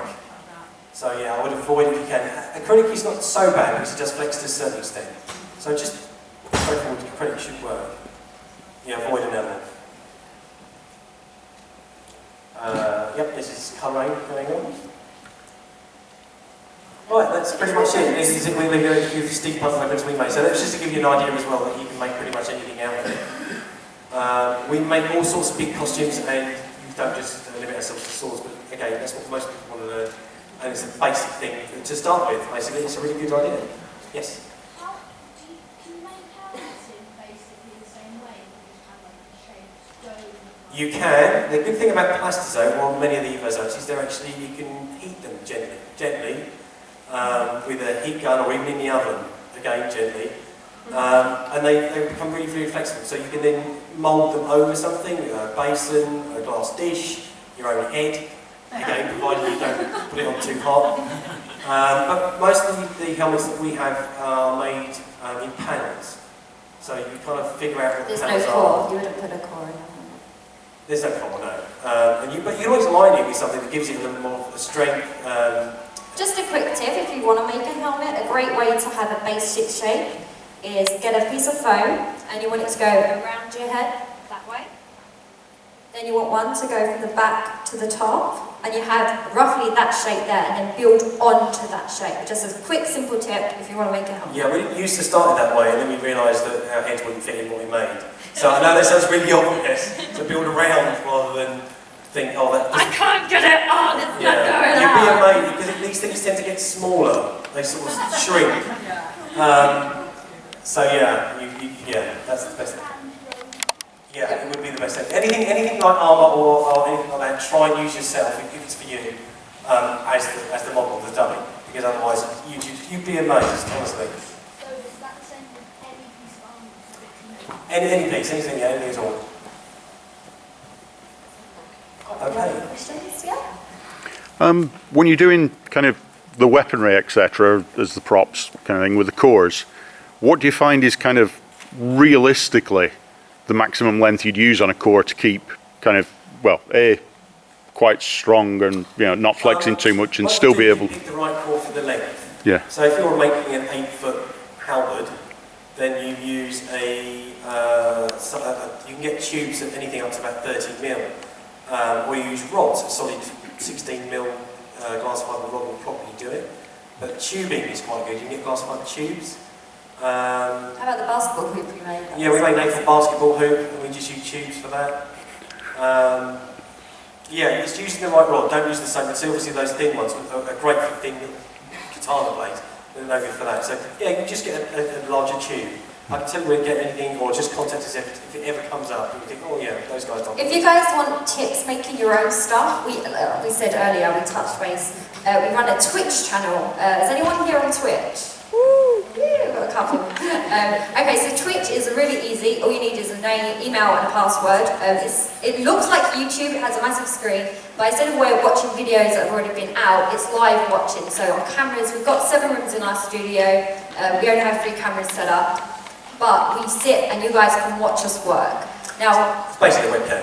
Yeah, it's like a webcam. We do argue and we do eat lunch, I apologise. But yeah, and we have a chat where you guys, as long as you follow us, as long as you've liked our page, you can ask questions, you can say like, what are you doing, or I'm doing this, how would you do this? And that's the best way to ask for tips. Yeah. And it's totally free as well. Yeah, it's live, so you can just ask us any question at any point, provided we've seen the question, we get to answer it. That kind of is about it. Most people tend to come up afterwards and just with their Yeah, well, questions, anyone got any questions? Well, do check us out. We do a lot more than swords. As I said, we are there to answer anyone's questions if you want. Yeah, we have a table in what room is it? Like the traders room, where all the merchandise and stuff is. We're right at the back near the mini stage. But come over. I've got a little leaflet that has our Twitch channel on. If you want the address for that, or you can just ask us questions as well in person because. And you always put tweets out to say, I'm doing a Twitch. I know, I spam Twitter, That's what I picked up on. Watch us, we're live! Yeah. Okay, that was it guys. Thank you very much. Thank you very much.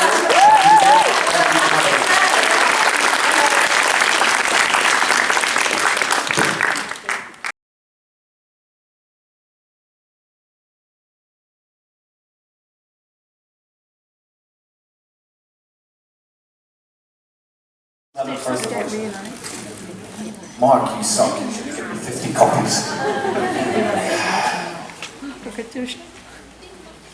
I didn't. I'm getting blinded by these lines. Now I know what direction is before they split. Yeah. For how many years? Who likes zombie movies and is of the age of 15? I'm going to look at this side.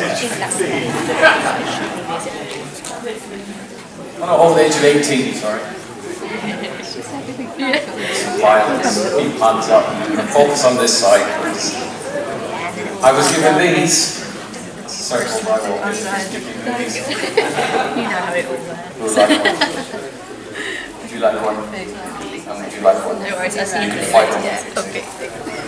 There you go. Courtesy of safeguarding.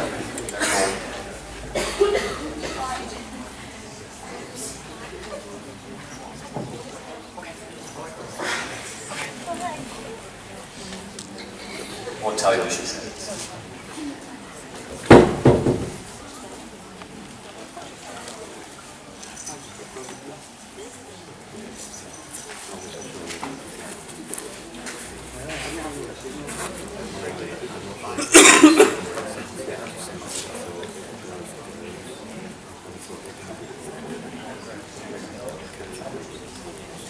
I would have given lots of DVDs and stuff out, but they only gave me a small amount. Sorry. Alright, what panel is this then? Yeah, I do. Just have a list here somewhere. I'll do it anyway. Could be really stupid, is it? Who's a fan? If nobody puts their hands up, I feel like an idiot. So do these guys and girls are about to come out. Are they ready? I think they might be. I could just keep them waiting here all day and just go on. Has anybody seen any good films this year? Recommendations or whatever. But no, we have the wonderful people, not all of them, but they're all wonderful that are here. From the show Red Dwarf. Who do we have? Play guessing game. Do we have Robert Llewellyn? No. No. Not here. We don't have Robert Llewellyn? Hello, there he is. I don't sound good at this game. I can do it. Robert, would you like to have a seat? Or can't leave you stand there? Oh, should we all go in? Just take Matty, you can join in as well. Can't sleep on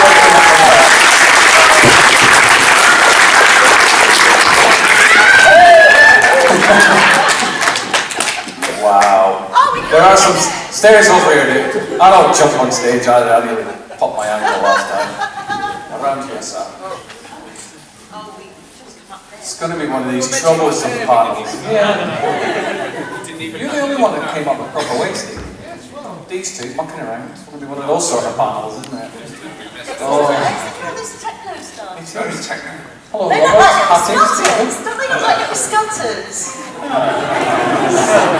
Little scutters. So I did some panels earlier on when not many people ask questions. I kind of think this isn't going to be one of those panels. So I'm guessing it's going to be hands going up everywhere. So I'm going to jump down here. If you've got any questions, stick your hands up and then we'll work around. But I'm here for these guys. And you guys. We can do a little. If you want to, we can stand there. No, we've got hands. Do it at the end. Do it at the end. If you want Do a to little photo. We'll stand there at the end. They might have gone by then, though. You guys want to bored. You might be bored and you just. They might have gone by then, yeah. No, they're not very bored. Are you okay if we open up to the audience? Yeah. These guys have been sleeping in here for like 3 weeks. God, this is where everyone is. Hello, so many of you. Right. Hands up.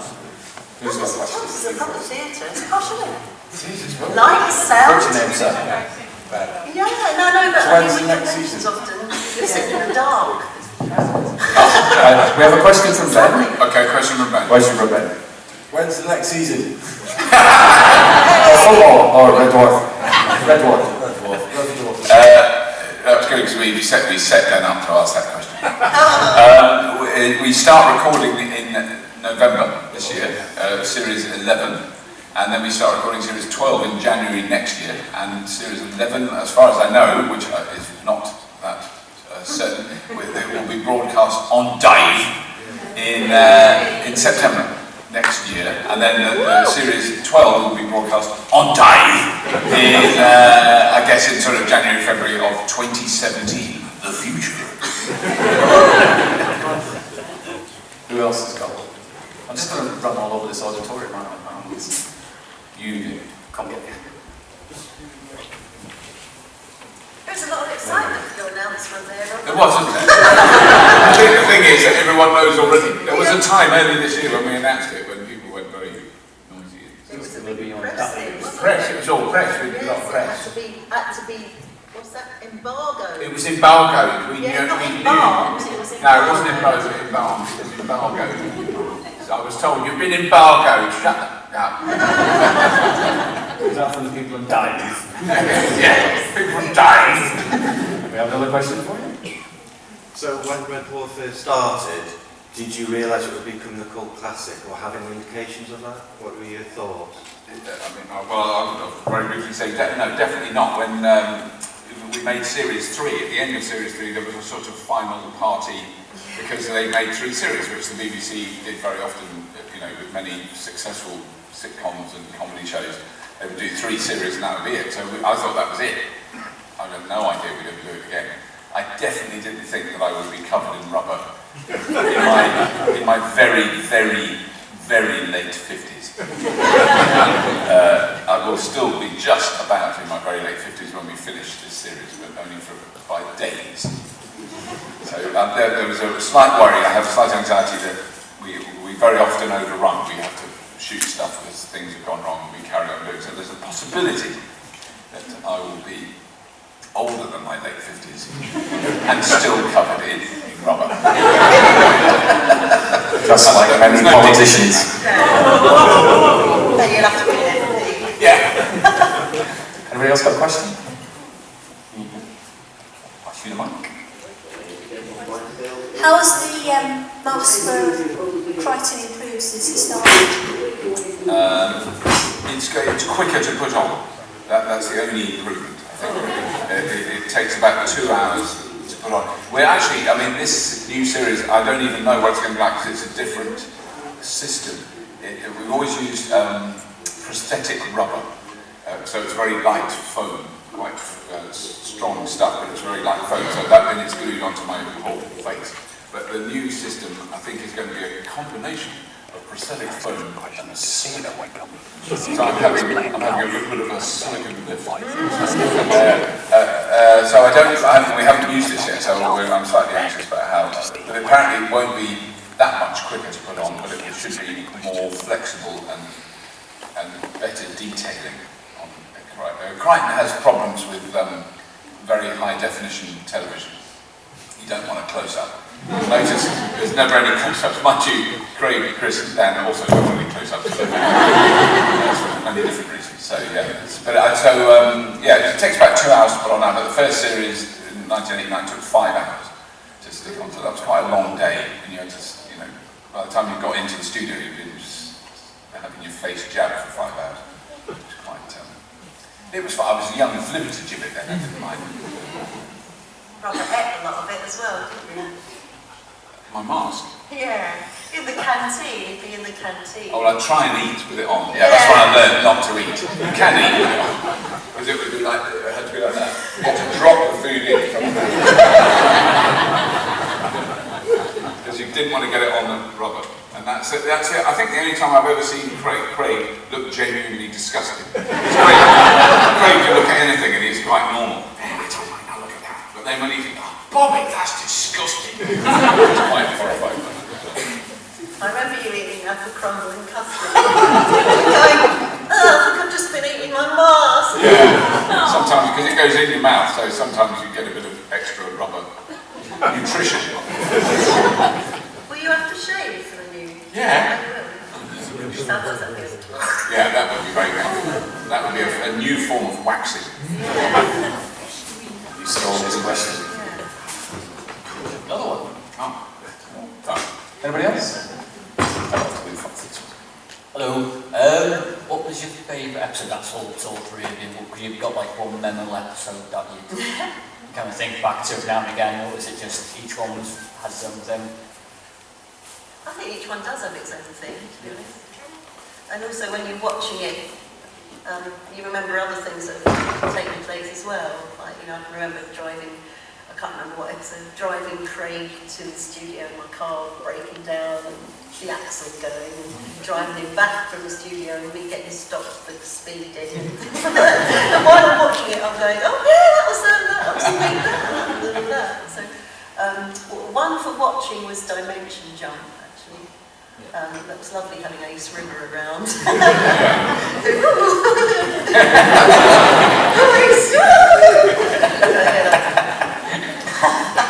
And Hollow Ship, it was nice having Captain, what's his name around?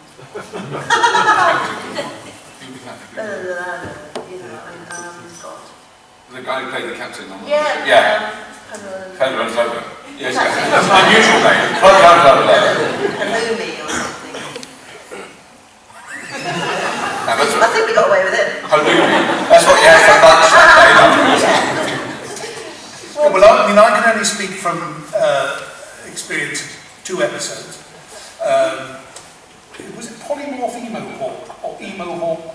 I think it is Polymorph Emo-Hawk 2. Polymorph 2. Polymorph 2, Emo-Hawk. I only know that because I've just seen it on your script. Polymorph 2, Emo-Hawk. Yeah, that one. And the Entangled, which I go back to. So I can only speak from those 2. Of the 2, my favourite is Polymorph, of course.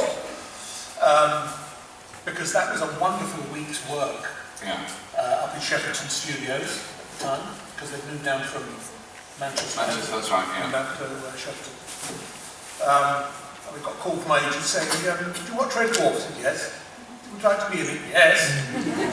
"Well, be at Shepperton Studios tomorrow morning at 10. Oh, really? Was that brief? Because if you remember, they had someone to be the Gelf Bride on day 1 of rehearsals, and something hadn't worked.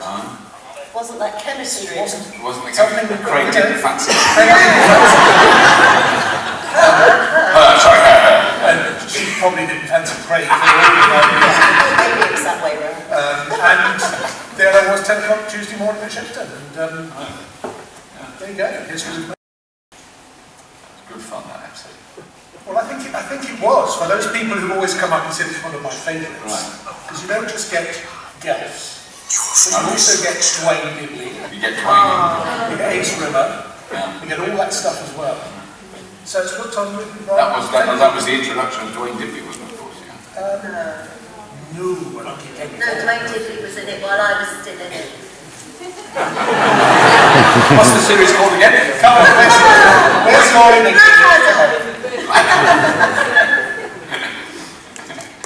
These guys know their stuff. Any more questions? Gentleman over here. What was it like becoming second Holly in Series 3 after the male Holly left? Yeah, because I was in the last episode of Series 2, Parallel Universe, where I came in as Holly, and that was just meant to be that one episode. And I hadn't seen Series 1 go out, hardly anybody had, I think. And we did. She was I know, we were a child. You must have been a fetus in 1980. So Norman lent me the videos of Series 1 that he copied off the telly because there weren't videos released then either. So he lent me, he said, oh, you'll have a good time, it'll be good and that, because I knew him from the comedy circuit. So that was one where the script was just sent to me because they'd seen me on Friday Night Live. It was all a bit mad at that point. I'd only been a secretary the year before. I just started doing a few comedy spots. Someone put me on Friday Night Live and then they spotted me from Red Wolf for that episode. So it was like that bizarre. So if anyone says, how do I get into acting? I'm like, I've got no idea. So yeah, that's how he showed me on Series 1 and I thought, oh my God, I love this! And then I was in that episode. And then in between Series 2 and 3, I truthfully don't really know what the reason was. It's like loads. Norman got married, moved to Edinburgh, he got his own series called I Love It, and there was like loads of things. And so they auditioned, and I didn't get it automatically. I went to audition in London for it.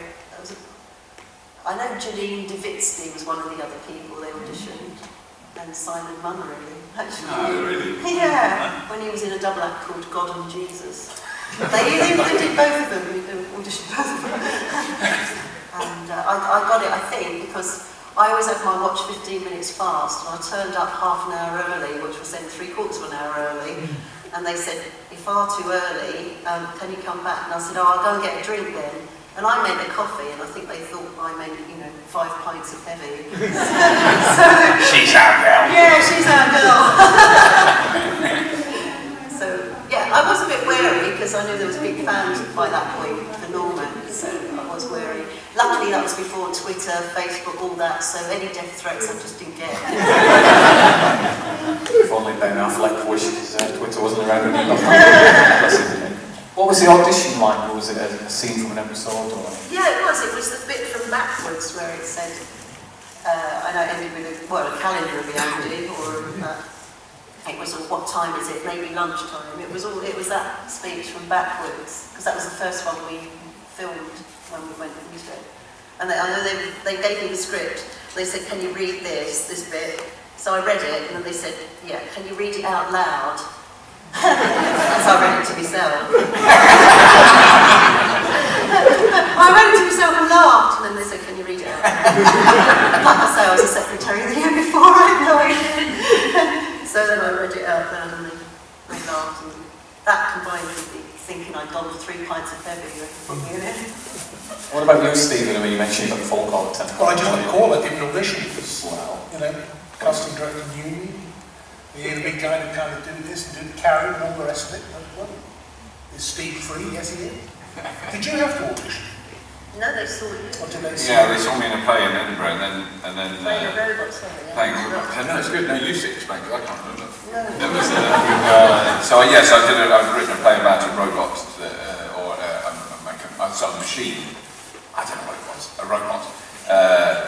And Paul Jackson, who was then producer of Red Dwarf, saw that. And then quite a long time afterwards, I can't even remember how it worked out, but it was called a meeting, because apparently I said, I don't do auditions, I don't want to be an actor, which is true to this day. I still, I don't want to be an actor. Never wanted to be an actor. And so it was called a meeting.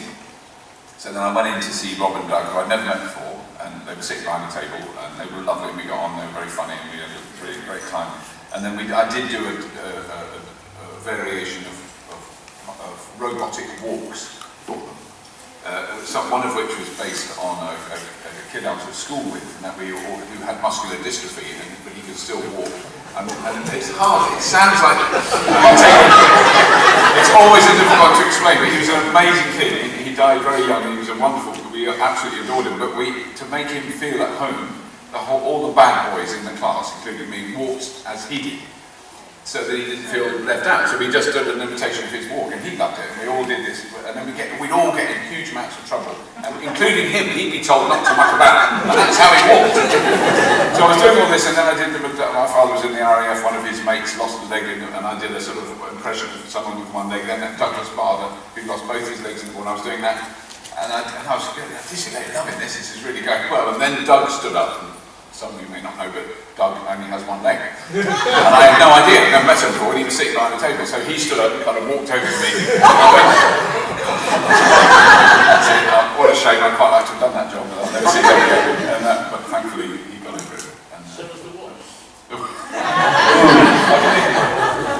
Well, the walk, yeah, one of them was, well, it was basically, it's very Crichton-like. So that was one. That was Ian, who had muscular dystrophy, and Douglas Bader is that, because they're straight. And then the other one is sort of like that, which is how Doug walks. That's how Doug walks. It's not good. We all do that sometimes. We all walk behind Doug. When he's not looking. So yeah, it was a long time ago. Things were different then. In fact, none of us were actors on it, were we? But then, well, there's a producer I've worked with for many years who worked on Scrappy, and he said, why do you do the Crichton walk when you're on Scrappy? We don't need you to do that. And I said, I'm not doing the Crichton walk. He went, yes you are. Showed me the footage, and I'm walking through the Scrappy. I'm going, it's a normal walk. It's not like Anybody want to follow that one with a question? I'm all over. Gentleman there, yeah. Yeah, sometimes they used to say, oh God, we should have employed actors, didn't they? Very often. So Chris was an impressionist on the comedy circuit. Craig was a performance poet. He used to do his poems and bounce a football on his head at the same time. And a comic. And Danny was a dancer. Norman did stand up, Yeah. No, none of us are proper actors. None of us should be allowed to do it. Sorry. We have some proper actors. They had to bring in proper actors. Yeah, that's right. To try and raise the tone a bit. Thank you. I see your first episode was the alternative universe. How do you think Robert would have coped with your female colleagues, Angela, Bruce and Suzanne Burtish? Oh, how Robert would have coped with Yeah. This Robert? Yeah. Oh, he would have been very apologetic. Yeah. I would have been doing laundry and cleaning. Yes, you'd have had a lot more laundry to do if you'd have done it in the parallel universe with more girls. Oh, it would have been lovely. All the smalls. Oh. I could wash and iron those smalls. There were some Crichton jokes about ironing bras on your head, weren't there? Yeah. I've now forgotten them. Yeah, they were good. What was it? Yes. What series? That was from with Kachansky, series 7 or 8. Yeah. Thank you. Kachansky, series 7 4. It's like a big human collection on the Internet Movie Database. Helps us remember our lives, doesn't it? What did I say then? Yeah. Actually, we said no. Any more questions?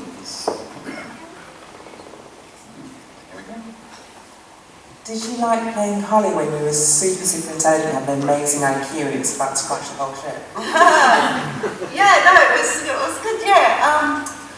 Well, one point that what they thought they'd do was slick my hair back and have me wear, oh no, not slick my hair back, put on a bald cap and wear little rimless glasses. And then the girls in the makeup department, they were always thrilled when there was something they could do with me, because there was nothing the costume people had to do with me. So, in the makeup girls, once they'd slicked my hair back, they went, oh, actually it looks quite good, just slicked back, before they put the bald cap on. So, and then they went and asked Rob and Doug, they went, oh yeah, that's all right, that's good. So that's how they did that. Yeah, I remember suggesting that I banged my head on the screen, because I remember Danny's line was, she can't count to 3 unless she bangs her head on the screen. And I said, I've never banged my head on the screen. So they said, oh, well, how can we do that? And I just went, I'll go, like that. And so then they kept that in. So they were good if you suggested something, and they would often, go with it and see how it went, and because they knew they could always edit it out afterwards if they didn't go. They would see how the studio audience reacted to it, and then keep it in or not. Cross-eyed, I did my own stunts. So that was quite good. That gave me a headache watching it, just doing that, let me all do it. Yeah, no. I could get whiplash, I'll be careful. Exactly. Yeah. Don't do that, can you rob the audience? No. No. Any questions? Does that answer your question? Not quite sure what you said at the end. Whether you really enjoyed playing that part? Oh yeah. They were thinking they could maybe have her back as a genius, but then they thought, no, better just as stupid. How often do you guys rewatch episodes, or do you generally not rewatch them, or are you able to just watch them on screen? I mean, I've occasionally been sort of, in a hotel and you put the telly on and it's Red Dwarf and I kind of go, oh yeah. I was in one in South Africa and it was on. Yeah, I've seen, yes, it's quite, yeah. I watched a whole episode in Australia, it was on the ABC, and I just went, I was in a little motel, the Blue Dolphin, very nice motel in northern New South Wales, and it was so weird, because it was so hot and I could hear the sea, and then there was Red Dwarf on the telly, and it was like, that's quite weird. Maybe Stephen, do you rewatch all episodes, or just if your channel surfing? Yes, I just sit at home in my dressing gown, watching the same episode. No, I mean, it's lovely, really. It's nice to know because they do just keep coming back. Yeah. Dave, bless Dave. God bless Dave. Bless Dave, God bless Dave, and the 20 pence you get for each. I know. Oh, I don't know that. It is this money. No, it isn't. Every now and then you get a nice little statement from whoever it comes from. Your repeat earnings, Red Dwarf. Smashing. Yes. I get 24. You get 24. I get 18. I do watch them actually if I'm going to go to a convention and the Q&As. I've got a little notebook. I sometimes watch them all through and go, oh my god, they're going to ask about that. I do it like an exam. Like season 5 episodes, 12 minutes into the first. But the point is, there are things you do in your career which you think, let's forget that. Let's forget it. Yes. No one's ever going to see that again. And there are things which you're very proud of being doing. Yeah, that's quite true. And I only have a small kind of part in Red Dwarf, a couple of appearances, but I'm incredibly proud of it. It's wonderful that there are still fans who appreciate it and know who you are because of it. Appreciate it. We love it. Well, love it. I just watch it sometimes when you flip around and I think, oh, what's this episode? And then I just end up watching the whole episode on day. I've certainly watched episodes like that over the last 3 years where I've watched them and gone, I can't remember any of this. And I can see myself in it. I must have been there. I couldn't remember the time. There are moments I just don't remember the plot or anything. Alcohol or just... No, I wish I could use that as an excuse, just lunatic, I think. Early on set. Well, you reminded me just earlier on. You were early on set. As we were sitting outside. Early on set. As we were sitting outside, you reminded me that at the night shoot for the Guelph Village scene, we had alcohol. Yes, I know, it's outrageous. Because it was so cold. Yeah. They were giving us tots of because I've got a very, very low tolerance for alcohol, or as Craig said, you're sick, man, you don't drink and you don't like footy. So, Craig thinks I've got a missing gene, but so I had a tot of whatever it would have been. Whatever it was. Brandy or whiskey or something, and I was completely bladder. Absolutely hopeless. When we were walking through the woods and the emo hawk was appearing, I just kept giggling. I tripped over and I just was in hysterical laughter, and then Danny forgot his line, and then I couldn't remember what I didn't know what the hell was going on. I'm covered in rubber in a wood with a load of nutters. I lost the plot. It was a very long evening, because even once it was my fault. No, but once we'd done all the golf stuff, Yeah. you then No, had we to had to go carry and on, do all yeah, the walking through the woods. Yeah. You watch that episode, you see a different walk by Mr. Llewellyn. Yeah. All the drunk sequences. Mopping up the dribble. That's not the right accent, Robert. Okay, no. That could work. Scottish Crichton. Scottish Crichton, good idea. Yeah. Anybody else who's got questions? Gentleman in front. So I'll stop up front, then I'll come for that. How long did the golf makeup take to do? And are the golf or Hilly going to make an appearance in the next 2 series? Okay, well, I'll go first and you can go. Holly, Gelf makeup took 4 hours. I don't know how to back then, that's what it took. Yeah, it is. Yeah. But then with Entangled, it took 45 minutes. Yeah. So whether it was just a change of kind of technology, Yeah, the technology of has makeup improved, yeah. has changed, which it did. They just kind of stuck the beg on, and there you go, thank you very much. But with the Gelf, it was so much more intense, layering, fur and warts, and that worked because the nice close-up that it gets. Yeah. No, it's great. You needed to see that it wasn't rubber, that it was a real creature. So about 4 hours. But that was then twice, because we had the outdoor shoot, and then back on the studio. I think it was Saturday. Was it Saturday? It was a Saturday. No. Could have been the Tuesday. No, it wasn't. No. And I shouldn't think they're appearing again. No. We won them. Oh, was mine about the makeup? Like... No, it was about whether you think she'll be back. Oh, right, sorry, I thought it was about the makeup. I was going to say, I just walked in as I was, and that was it, basically. They put some curling tongs in, and that was it. Actually, when I've done panel shows or something, they've mostly taken my makeup off, because I've gone in too much on. Sorry, I won't talk about makeup. Sorry. I don't suppose, no. For a couple of series, I used to think, oh, I wonder if they'll have me back, but now it's gone so far through, I don't expect to be back, no. I mean, we don't know what any of them. We're actually meeting up the week after next to read the first 6 scripts, so we have got no idea at all what's happening. The only bit of information we've had, which is what Doug said when he announced the series, is there's one episode where everyone is a mechanoid in the series, and I know that Craig, Chris and Dan have had their heads cast for masks, so that's, I mean, what happens or why they're like that, or how the hell it was all going to work, or how they will get 4 Crichton masks put on one morning, which will be very amusing. I can't wait for that moment, but I don't know. There was a time that was sort of partly inspired by at the end of series 10. I think when we were recording the last episode, I just had the makeup pulled off and I was out in the car park, and I got a big shock because 2 Crichtons came out of the studio, and it was Craig and Danny, who the makeup women had used 2 of the spare masks for me, so they didn't really fit them properly, but they fitted them well enough, and they coloured them to suit their skin. And there was suddenly a West Indian, a very racist and bigoted West Indian mechanoid that came out and went, these mechanoids coming over here taking our job. And it was so bizarre. And then there was a Scouser mechanoid. I've got to clean up this place. It's a ghetto. Very, very, very funny. So I think when Doug saw that, I think that inspired something.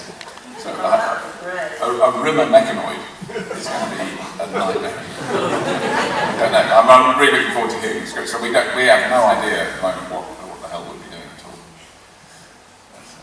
That would be really fun. Yeah. Do you remember the Arnold Rimmer ride?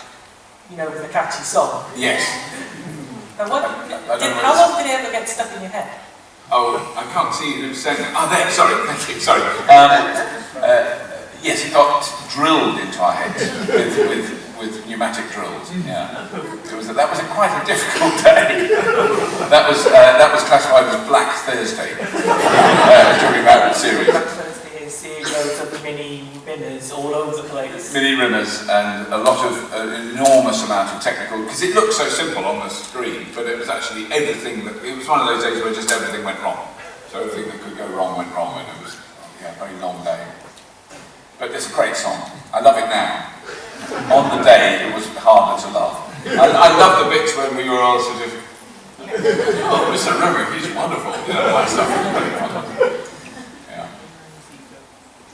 Anybody else? I've just said this. That's not a Thursday. It must have been a Thursday, because it was Black Thursday. Yeah, I know, that's why. Yeah. I was trying to work out, it could have been the Wednesday. I think Black Thursday was on the Wednesday. And Happy Friday was on the Tuesday. This gentleman here?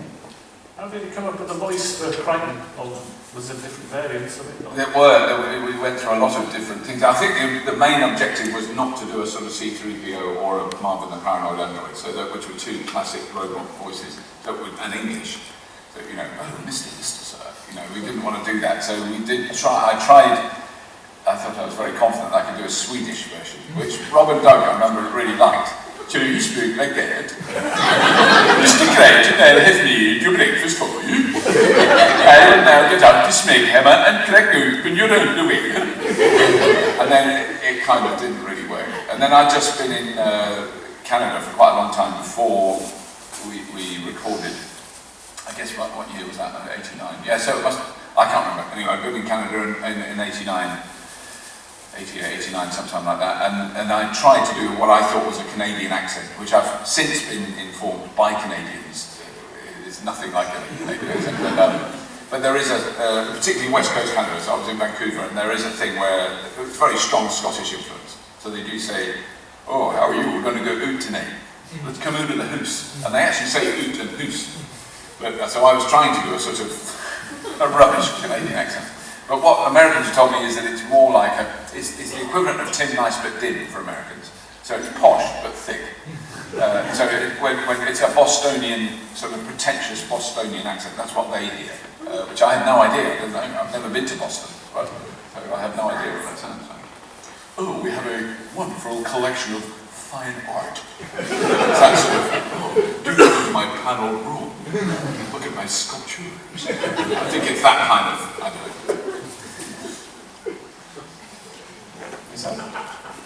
Just wondering, how long did it take to make one episode? Well, generally it takes a week. So we do one a week. So, for instance, this year we'll do 6 episodes in 8 weeks. So it takes longer than one a week. So I just realised my maths is falling apart. So we'll do 2 weeks of pre-shooting. 2 weeks of pre-shooting, which will be the exteriors and weird, whatever, explosions and things. And then we do one a week, so we rehearse, record, and then shoot it in front of an audience on Saturday. We record it on the Saturday, unless it's a Friday. But yeah, so essentially it takes a week and some other days per episode. I can't imagine a worse answer, but that's probably We have a question here. How did you enjoy DNA, the episode DNA where you turned human for an episode? I didn't really like. I think it's a good episode. I think it's a great episode, but it was a really odd experience. By then I was very used to playing Crichton, and then suddenly I had to go out essentially with virtually nothing on. And I was really embarrassed and I had stage fright, and it was weird. And then Craig lifted up my gown to show my arms. It was a proper hospital gown, and you kept, every opportunity. Hey, look at that! But the secret to Craig with the double Polaroid was but my nephew, who is now a cameraman in his 30s, we managed to sneak him in, because normally you can't have children in the audience, you have to be over 16 or whatever. He was probably about 10 at the time. And he came to see his uncle in Red Dwarf, and he was very excited about it. He didn't come to see his uncle, he came to see Crichton in Red Dwarf, and what he actually saw, poor kid, he said he's still traumatised to this day. He sat in the audience all excited, and then Uncle Robbie walked out. How boring! He sees him anyway, he's not interested in that, he wanted to see the robot, so he was very disappointed. But yeah, it was an odd episode to do, because I think it's still the only episode I've ever appeared as myself in front of an audience. You know, there's other bits we've recorded, pre-recorded. Yeah, but and the double Polaroids pictures were. What would you call them? They had an adult theme, and we hadn't been shown them before. So Craig's reaction to that is actually going. We don't know who it was to this day. But they went. No, anyway, I won't say anymore. They were impressive. They were really nice. Someone on the having a laugh. There's been quite a few mentions of Craig Charles pulling pranks on you guys. Yeah. Other than the Polaroids, you got your own back on it? I'm very bad at pranking. I don't know how to do it. Yeah, no, Craig's very good at it. I mean, he sets fire to a lot of stuff. My scripts, mostly. And that's, I don't know why, it makes me laugh. It should do. I should get angry, but I'm trying to learn my script, and I don't see him, so I'm concentrating on I'm going through the lines again and again, trying to remember them. And then suddenly, my script is on fire. Like in a studio where there's no smoking, no naked flames, it's all I mean, there's actual flames. And he finds that highly amusing. Still, after 27 years. Got to get you all back on these next two series. Yeah, I'm not thinking of something. I'll try. Any more questions? My way up here. I've been back for a while. Two to you. You first. There you go. The American pilot. That's the question. The American pilot. Well, it was from my point of view, it was an amazing experience to do it, and I have to say, hugely relieved when it wasn't picked up when we didn't have to make the series, because I didn't particularly want to live in Los Angeles and be one of those people. Does that? But I mean, so I have a very different memory of it from the people who've. Some of you may have seen it. So I think it's on YouTube and stuff now, isn't it? But it was hard to judge at the time because the audience response was so enthusiastic when we did it, because everything was much bigger. So the set was the same design but about twice the size. The studio was about 5 times bigger than we have in England. There was about 1,000 people in the audience, so it was a really big audience. It was just completely different, and you're treated in such a ridiculous way if you're on the screen. If you appear on the screen in America, you're sort of royalty. So you have things. I had a chair with my name on it. And no one else was allowed to sit in it. That was my chair. I don't know, I couldn't. And I had a car park space with my name on it, and no one else was allowed to park in there, but I didn't have a car. But that didn't matter. That was of no importance, so it was a very different experience. But I mean, extraordinarily well paid if you did that job. I mean, that was just before Friends started. In fact, Craig Bieco, who played Lister in Red Dwarf, had read for the part of Gerry in Friends, and he obviously didn't get it. And he was a similar kind of actor to Matt LeBlanc in a way, sort of handsome young man. And he showed me that script, and I read it. It wasn't called Friends, it was called Neighbours or something. It had a different title. And I read it and said, "Oh, you didn't miss anything there, mate. That's never going to work." That's the insight I have into scripted. It was so boring. The first script of that was so boring. And I'm a big fan of Friends. I think it was a brilliant series. But that one was just, it was such a weird thing. And it meant nothing, it hadn't appeared. So we look back now and think that's extraordinary. But yes, certainly from Rob and Doug's point of view, it was a very traumatic experience for them, because it was such an amazing opportunity for them to get that chance. So, they didn't come off, and that was the way it went. And the actual, I can see, it wasn't right, but it could have got there with a bit more. No, it would never have got there. We have a question from this gentleman. It got so slagged off by fans that when I actually saw it, I thought it's not as bad. It's not as bad as that, no. It was the religious. I always thought it was the religious bits they didn't like. That probably would be difficult. If you kind of think about it, you think of religious in Red Dwarf, but there are lots of things. Yeah. If you go they do have references, don't they? Yeah. So it was that I thought. Yeah. Well, the very idea that you would suggest that evolution was a scientific theory, that were very well backed up by thousands and thousands of peer-reviewed documents. That is basically just swearing at someone's mum. Yeah, it was the evolution of the cat, wasn't it? They didn't get. Oh, that's right, because of the evolution of the cat, yes. That was very difficult, yeah. Because God made cats. Which is fine, happy with that.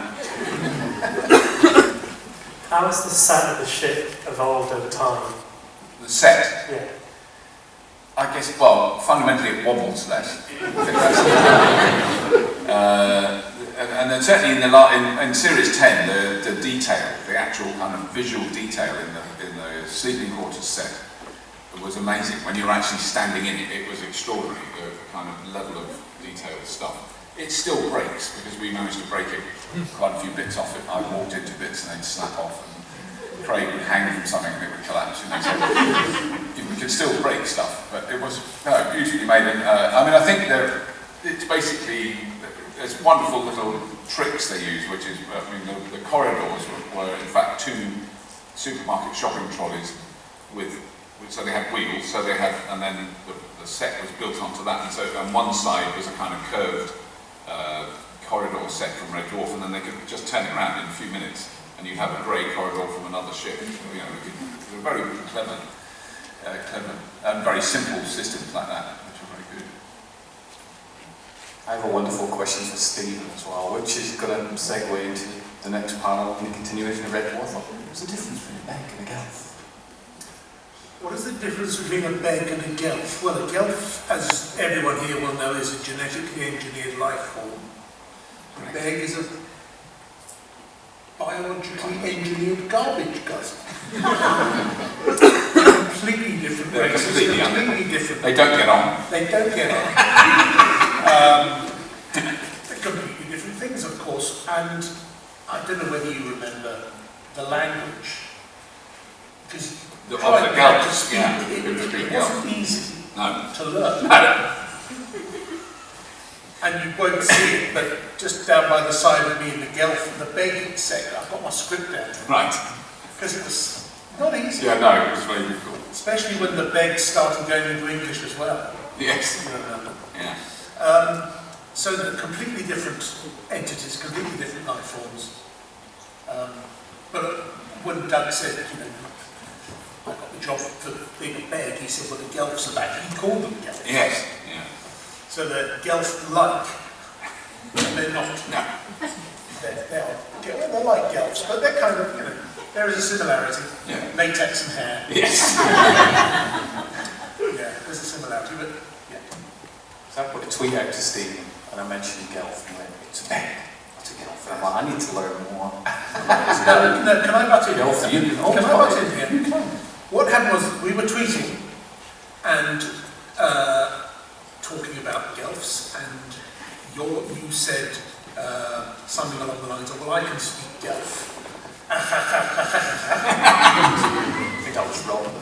No, this is you. And then you said, I said, well, that's not actually speaking Gelf, that's the character's name. Remember, it sounds like a footballer clearly. Yes. And it kind of spun off from there. Will teach me how to speak Gelf, which is where the next bit of the panel will come from. If those of you who want to stay and have a quick go at speaking Gelf, we're going to have a go at learning to speak Gelf. Those of you who want to stay behind for the next 10 minutes are welcome. Is there free alcohol for it? Sorry? Is there free alcohol for the show? Alcohol? Do you want to get a vodka? Yes, if you want to. But now, I'm going to stay for the panel, because obviously I'm here anyway, but I don't want to be told off by you to do something. I may need your help. Oh yes, I can do that. Yeah. So would Hattie and Robert like to stay, or have you guys got lots of stuff to do? Would you like to learn how to speak Gelf? Have you got lots of... We've got a bit of a QX when we left. Yes. And my Gelf is very rusty. Well, it wouldn't help.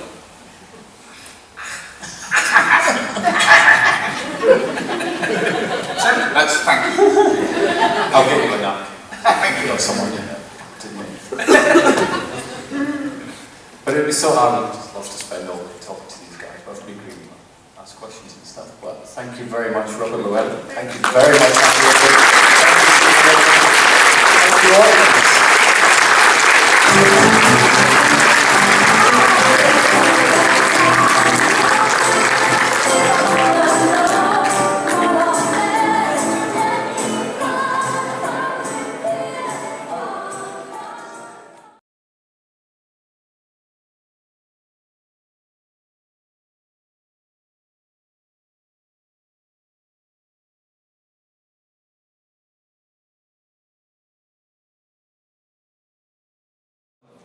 Don't bring it back, I'm lost, don't bring it people. Secondly, Alison Caitlin Butler as the best guy in the world, Mr. John Lyons. What do we should ask them?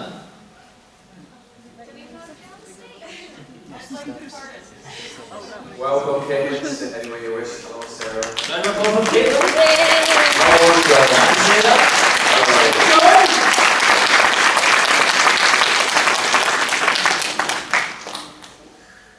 Little funny, amusing story. I think it's kind of funny anyway. I was helping Rob, who you just single read, put together the souvenir brochure for the Scifi Wales. And he said, we're going to do a little article on John Charles. And I'm like, okay. So I did it all. And he said, any chance that we could message John and say, can I ask you a couple of questions on I'll do that. So I sent him a tweet and I went, any chance you could answer a couple of questions? He went, no, I will. And I could not think of what to ask him. I was like, second time in my life ever I've been starstruck. Once was George Raven Miracle. Second time, John Thomas. I went to phone Rob and I'm like, I don't know what to ask John. Are you receiving treatment? You should be. I am. No, I'm very flattered, thank you very much. You are welcome. So, Fraser, we're going to work our way around this thing. Oh, reason you Yeah, it's because you've got some muscles. So you know techniques, retro dates. And I work with two of them. I'll let you guess which two. They're alright. They're alright. Say this trouble. Yeah. Now, I'm quite behind on a lot of Doctor Who's. That's why I brought you on. Oh, good. Who does Caitlin play? Caitlin. So just Okay, you just throw said it it on. Okay. Caitlin plays little Amy Bond in Doctor Who seasons 5 and 6. Caitlin doesn't even know. Caitlin's left you alone. Yeah, I think the first episode, 5 and 6. 12 and 13. Yeah, I think it's 5.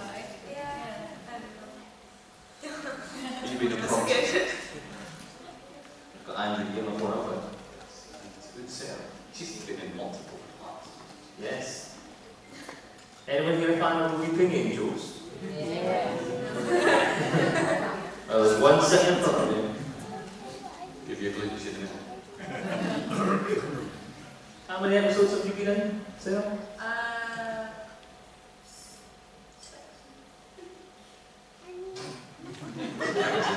5. As a Weeping Angel, No, or as a Time Zombie? One as the angel and one as a time zombie as well. What's a Time Zombie, Sarah? I was an ossified version of Clara. So technically for one episode I was the assistant. I'm proud of that. They're a fun crowd, trust me, they're ready. Now, I always knew John Challis from Only Fools and Horses, Green Green Grass. And I was looking up his IMDb. And yeah, she's still, that's my partner, Ned. Hello, Ned. I thought she was leaving. No. She can't leave, I have hotel keys. And I was looking down his filmography and I thought, wow, John Challis would not do. But I said, I'm a little bit behind the Doctor Who. I apologise, I'll try to catch up. And I went out to HM, picked up a DVD, Seeds of Doom from 1979. Tom Baker, my definitive Doctor. He's the one I grew up with. And many, many years after those episodes, it's still pretty damn scary. You know, you've not seen that, you need to watch that one. I'll watch the new ones, you can watch the classic ones. So my question that I can now ask John, because I've got courage to actually ask him a question, is what were your memories of doing the Seeds of Doom, working with Tom Baker and Cole? Well, it's so long ago now, I can't remember a thing. This was 1976. That's how long ago it was, folks. And I must say, I do remember it very well.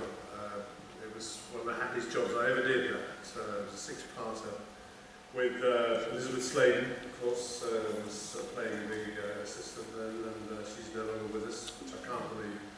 Wonderful, everybody loved her, and Tom's a great guy, and I remember when we were filming it, sometimes he was running about Athelhampton House where it was filmed, and of course the weather got in the way, and we'd all cluster if it was raining, wait for it to stop in a little sort of outhouse, say with a roaring fire there. And we sit around most of the cast, all these old actors, Tony Beckley and so on, telling each other lies, stories. And there was a sort of competition for impressions started. A few of us did impressions, and I did a reasonable impression of Jimmy Stewart, who's a big hero of my time. And, I remember a line he had in the film, which was, "So listen, mister, I remember a time when we used to take a real pride in just getting there." And Tom Baker loved this, you see, and years later, we met in Soho, just by chance, and so there sort of shooting the breeze and talking about the old times like two old farts, two old actors. And he said, "Yes, well, don't do it like that." He said, "By the way, you still do that impression of Jimmy Stewart. Never forgotten it. Do it for me just once more, will you?" So there I am on the pavement in Soho, and I'm going, "Oh, listen, mister, I remember a time when we used to take a real pride in just going there." And just then somebody walked past us, did a double take, tripped over the pavement, and fell flat in his face. So I went to pick him up, and I said, "You all right, mate?" And he said, "Yeah." He said, "Blimey, Boise doing Jimmy Stewart talking to Doctor Who. How often do you see that?"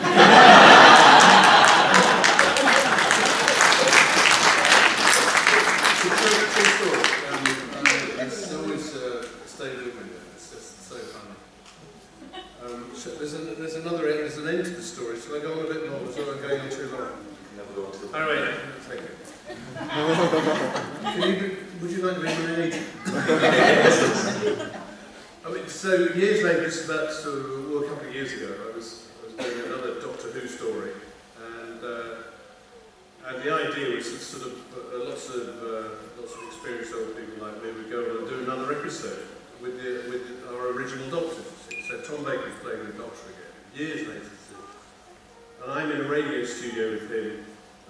Doing a scene, I'm playing another henchman, another horrible character. Tom's playing the Doctor. So we're back how we were in 1976, about 40 years later. Right.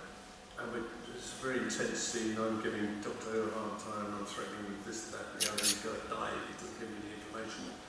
And Tom's getting up to be Doctor Who, and in the middle of this very intense scene, he says, "Are you still doing that impression of Jimmy Stewart?" I never forgot it. Can you do it once more?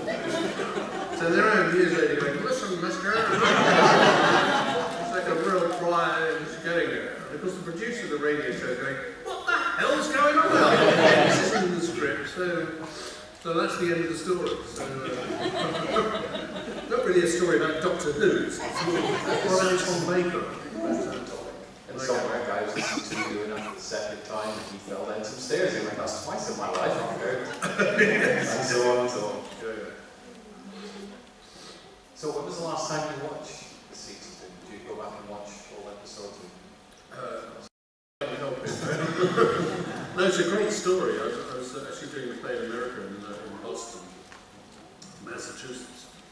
And suddenly the stage door people said, "Mr. Charles, there's a bunch of people outside the stage door, they're getting and everybody's weighing the carpet. They can't get the cars out. Will you come out and deal with them?" I don't know who the hell they are. It must be insane.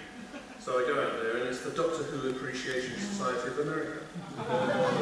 And the Seeds of Doom was showing that week in Boston, and it was great. And they took me off and sort of gave me a little chat, and then my photograph taken and so on. But it's a famous story. Since it came out on DVD, of course, a lot of people have been watching it who hadn't seen it before. I think it remains one of people's favourite stories. They loved the story. The acting is terrible, but the story is very, very good indeed. But I loved it. I mean, it was such a great story. giant vegetable, isn't it? And it was going to take over the world. But it was a very, very happy job. I watched it last week and it holds up. It's not. It reminded me a lot of that thing, which always came out years later. It's because of the age I am, I suppose, but I enjoyed those early Doctor Who's, you know, and the old thing about hiding behind the sofa, because there were some terrifying stories. I mean, in today's terms, the special effects are pretty creaky, but it sort of doesn't matter, does it? You know, because the stories were so great. So, but that's where I came from. But you've done much more modern Doctor Who's, haven't you? Yeah. I mean, I don't know how people feel about it. Is it better now than it used to be, do you think? Or? It's different, isn't it? Technically, so advanced, isn't it? Yeah, well, I hope so. I do hope so. Yeah. The actors are better looking now.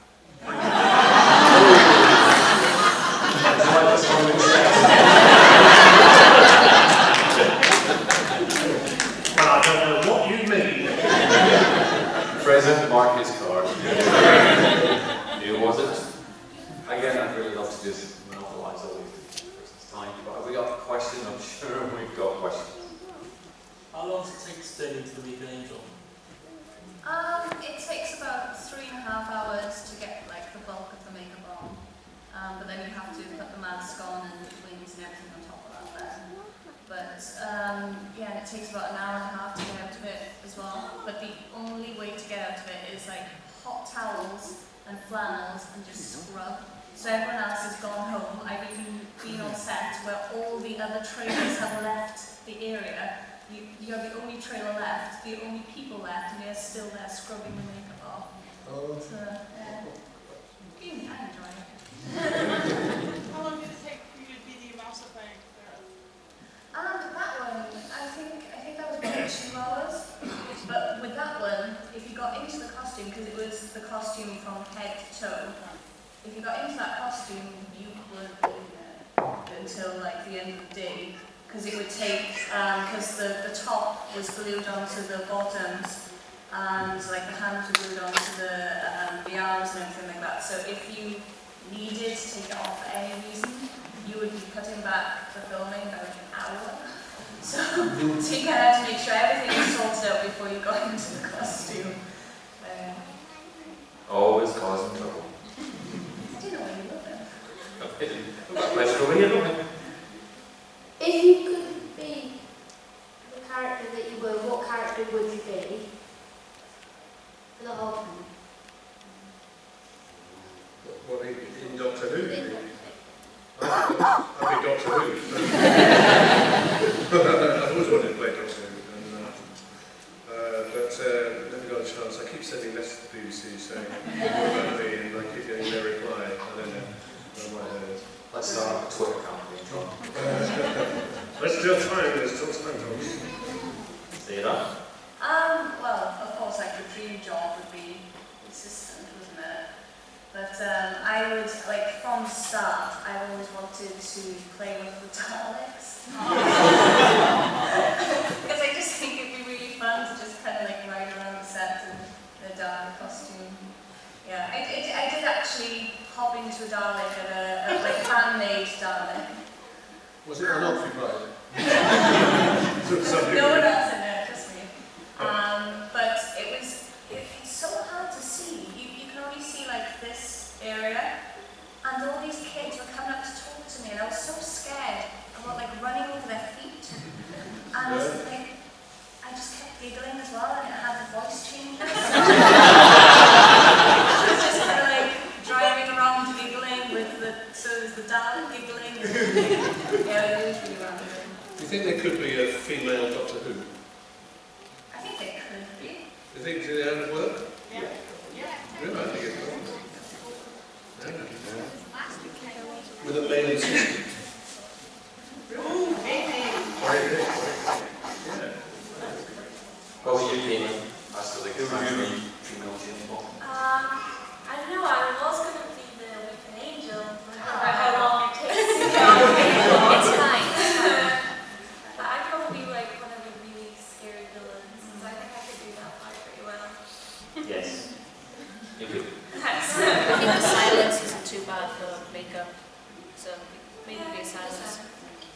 Who else has a question? Let's see some hands. Who else is beyond this? Oh, there's a small hand rising up here. Oh, I'll get it.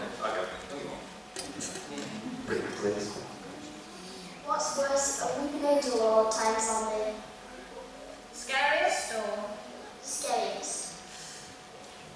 I think it's the Weeping Angels. But I thought it was pretty scary the fact that with one of the characters, when I jumped on top of him, I kind of melted his face, which I think is quite scary, because I wouldn't like to have my face melted off, but generally I think Weeping Angels is a bit scarier. Which do you find scary? I like the Weeping Angels, because you have to look at them, and if you look away, they'll eat something else and do it back in time. Yeah. Got a question for me? Do you ever have difficulty like watching the episode and finding it scary because you know it's you as the Weeping Angel?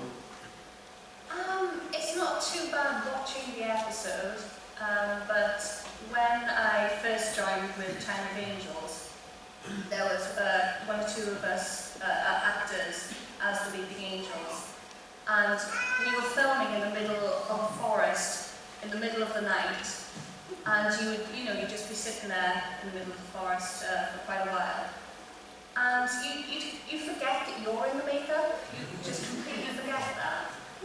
And I kind of turned around to look to the side of me, and there was one of the other girls as a Weeping Angel, and that freaked me out. Because it was creepy just being in the forest, but to have another Weeping Angel there was, that kind of freaked me out a little bit. Any other questions? Any other hands? One at the back. From the back? Give me. Hello. Do you know if the Weeping Angels will ever return? I don't know. If they do, do you think Amy and Rory will? I don't know if the angels will return. I don't know. I think there's always a possibility that the assistants could return. There's always that possibility, because even when you think that they're dead, there's always like some way around it. But yeah, I'm hoping that the Weeping Angels will return, because I'd love to see how Peter Capaldi kind of how he approaches them. I'd love to see what he would kind of like do with them. Probably headbutt. Yeah. Of course you are. Any other questions? Or have you got questions, Stuart? Yeah, I think I know the answer already. But John, would your definitive doctor be Tom? I suppose so, yes. I thought he was so fantastic, he larger than life.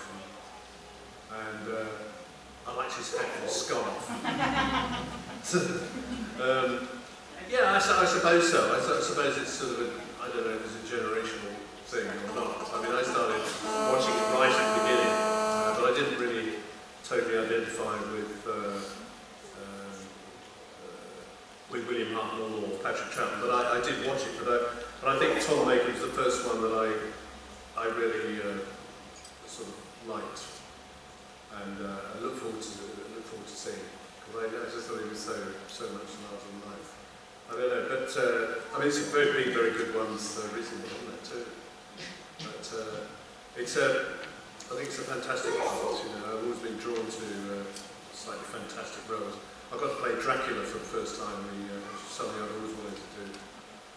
So you've seen that sort of area, Doctor Who to me, it's fantastical type of characters. But I suppose Tom sums it all up for me. Yeah. How did you get chosen to be a Weeping Angel, by the way? Well, see, the casting director said, that woman could be a wrecker. I mean, what did you have to do in it? Yeah, I mean, it was kind of based on movement. Like the audition was kind of treated as I would say dance audition. But yeah, because I worked with the choreographer. It was the choreographer that. So that was before you were interviewed. I just worked with the choreographer. She was the one that chose. That chose you. Oh, I see. Okay. Yeah, so just did a couple of moves to the camera, and they rang me an hour later to say that I got the job, which you don't really hear a lot. No, now. true. but I missed the call as well. So I had to ring them back and say, yes, I will do it. Was there a moment of panic where you thought, I've missed the call, they're not going to want me now? I don't know, I don't think I panicked, I was just so excited about it. I don't know if I ran up and told my parents first, which probably I should run them first. Just to make sure it was still for me. And Caitlin, how much about Doctor Who did you know before you took on the role of Amy Bond? I hadn't watched it before, and I watched The Fires of Pompeii, because Aaron was in it. And then I watched it a few times after that, because, I don't know, as a child I had friends that were into it, and I kind of just watched it because they told me to. So I'd seen it a few times before I was on. I do that for a second. Any plans? I mean, if there's any hands. There's a hand here. There's a hand here. You do that one, I'll be here first. Yeah. What do you find is the scariest episode? Because for me it's night terrors.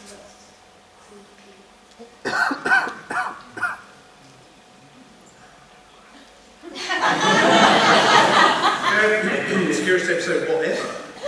Yes. Oh, I don't know. I suppose the first time we saw the Daleks. I mean, it was pretty scary. Years ago, wasn't it? And when did it start? I can't remember when it started. 63, yeah. Yeah, I thought the Daleks were pretty scary, I must say. But I've been seeing this Dalek here today, making a horrible noise. That's not scary, it's just annoying. I love the way they move, they're sort of blind, don't they? And I think it was a mistake that they couldn't get on the stairs or something, go up the stairs. Anytime now. Yeah. I think the scariest episode for me might be The Empty Child. Oh, yeah. That one really freaked me out. And then the fact it was a two-parter as well, so you knew what the horrors were waiting for you on the second week. Scary episode for me, probably Weeping Angels. Just because I was watching it and then all of a sudden it's coming at me. It was scary. I'm going to agree with Sounds like you're sitting next to one. I'm agreeing with Sarah's choice. Only my mummy freaked me out. Got a question over here. Jane! Stand up, Jane. Hey, Jane! I just wondered if you had done an episode as the Doctor, where would it be set? So travel anywhere, where would you travel to, and who would you have as an assistant? Oh my gosh. It's the whole panel.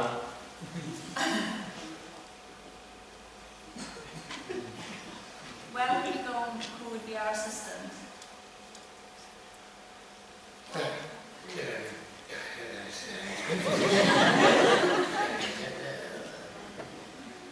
think I'll probably take Maggie Smith as my assistant, because she's almost as old as I am.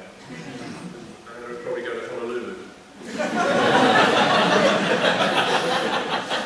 Get rid of all the Americans and bring all the natives back. That's something that'd be good, wouldn't it? Something like that. Somewhere in America before it was taken over by the Indians. Something really right back in history, something like that. I'd like Maggie Smith as an assistant, though. That's my favourite doctor. She'd be quite funny. She might steal the scene, though. Don't like that. I think a place for me is purely just because I really want to go there is Rome. And who my assistant would be? You know, when you get given a choice, you know, it's endless. There's so many people. Yeah, sure. I have another question back from our Bobby. Caitlin, you said that your friends told you to watch Doctor Who. So when you told them that you were in it, what were they like? Well, I had like a best friend at the time who just loved Doctor Who, and his favourite Doctor was David Tennant. And like he'd come in with magazines to school, and when I first landed the role and I told him I was really excited, but he just burst out into tears and he was like, "You stole my dream!" And I was supposed to be the Doctor and I was supposed to be in Doctor Who.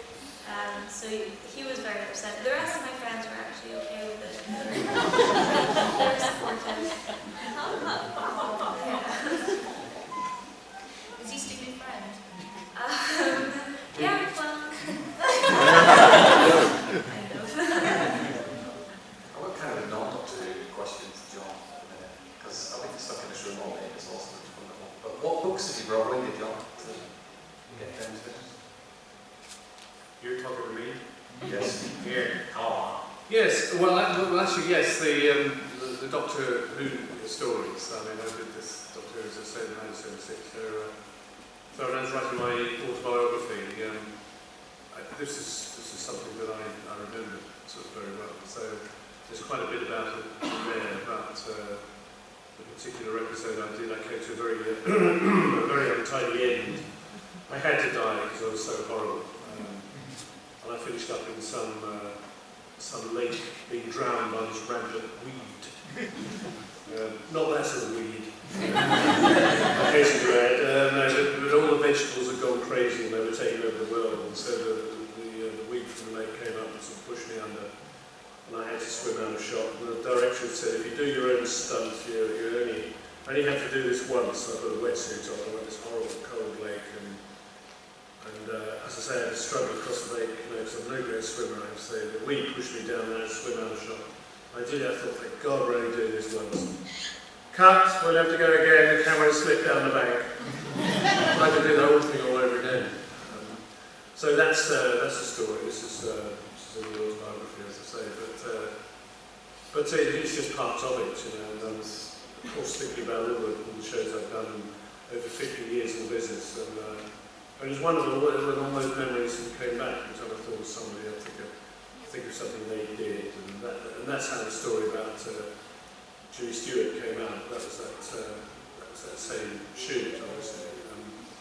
And then you think about working with Liz Sladen and Tom, and there's just so many memories.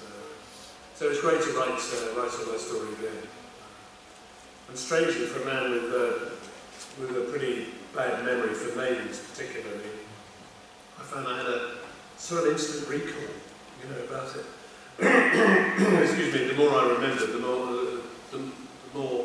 other things I remembered. And it just went on. So much stuff came out and finished up. I didn't finish it by the deadline, and I'd only done half of it. And I thought, well, I'd finish. Obviously, it goes up to Animals and Horses and all that. And it seemed to finish naturally when Marlene came into the series. Well, that's a good place to stop. But my life changed forever after that. So that's the second half. That's the second half of the autobiography. But it's great. It's great to feature a great show like Doctor Who. So it's very lucky to be part of it. And they're both available downstairs today? Oh yes, the books. Sorry, yes, thank you very much. Yes, the books are available downstairs. I would say I could sign them dedicated. But ideal Christmas presents, birthday presents. Ideal if you're going on holiday. And you get a free bookmark with every book. And a nice little dedicated message from me. So do come down and I'll talk some more about it. I wasn't even asking for the audience about the books. I'm going to come down and get them. So, okay. You will see me there this Thank you. We are going to wrap up the Doctor Who panels now. Well, Caitlin and Sarah staying here because we're then going to segue into the Cops and Monsters one, which I think Fraser might have mentioned once from 6 to 7 times. Lead up to the panel. John Tallis, you're a legend. I'm fired. I've been sacked, obviously. No, you can sit around with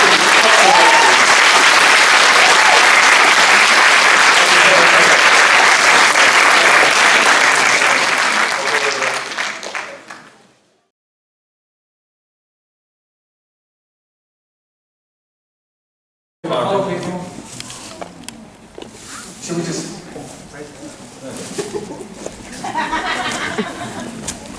So, Stuart, yes, you were engaged to Street. Oh, thank you. What's that like? What is it? It's a publicity marketing machine that enables you to do things like this. Is amazing. I'm very famous. Infamous. And what's it called? It's about Comic-Cons. It's about why people should go to them. And if you've never been to one, you should go to one. Are you going going to ask all the people at the door, like, this isn't Doctor Who.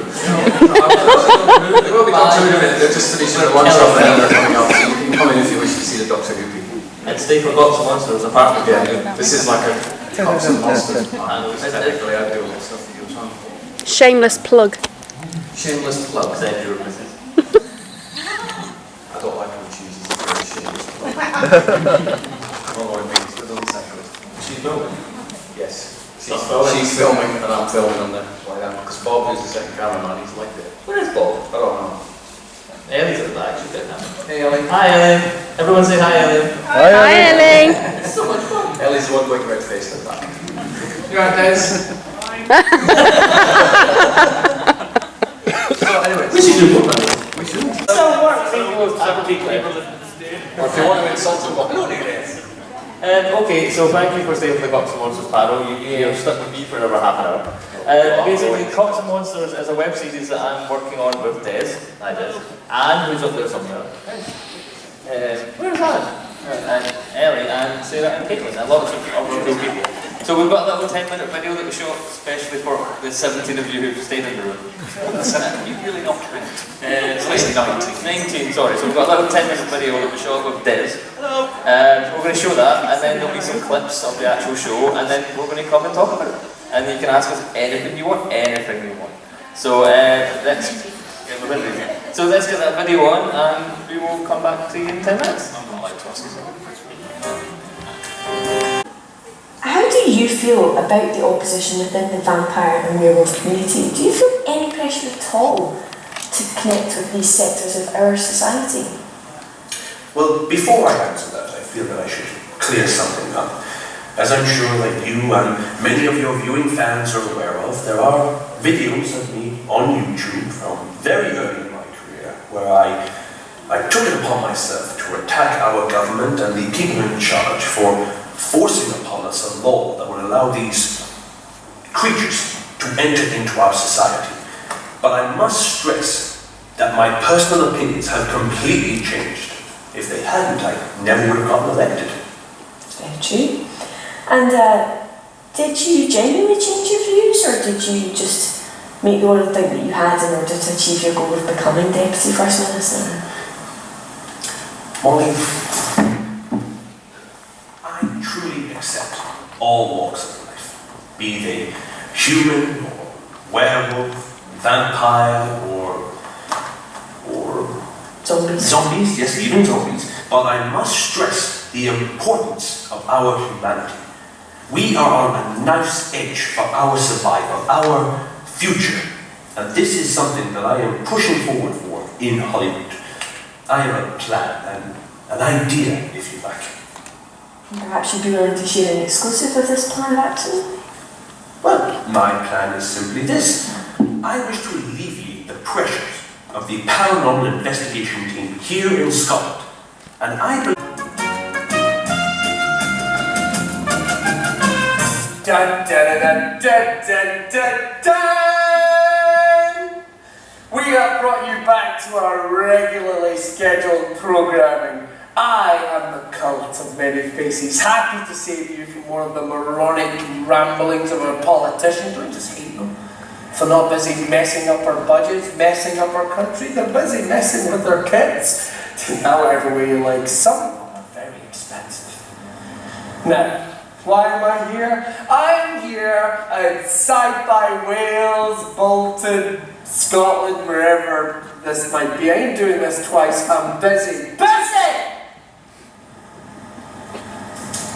I'm here to tell you a little bit about Cops and Monsters, the new mini online series of which I am the hero. The Cult. You can call me the Cult, I don't mind, I'm known by many names. The Harbinger of the Holocaust, the God of Genocide, who knows? I like that one, that's a good one. I'll just politely refer to you as Ella, if you don't mind. Now, look at you all. Aren't you pretty in your little costumes? That is adorable. I mean, I love that guy down there. It looks like he's dressed up in the Game of Thrones branch of Nando's. My Mind you, some of you look absolutely smashing in your little outfits. It's got to be really warm in there by now. That place must smell like balls. Which is exactly what I think about these false idols that you follow. A man that travels through time and always has young female assistants, but no one questions it. Arrow, Daredevil. At least The Walking Dead's got zombies in it. And that's for Harry Potter. It's not 2006 anymore. I don't care if a man is of the right legal age. It ain't right! You're all part of the wrong cult. You need to follow me. I'll take you into a world with levels of violence, and gore, and evil that would make even hell tremble.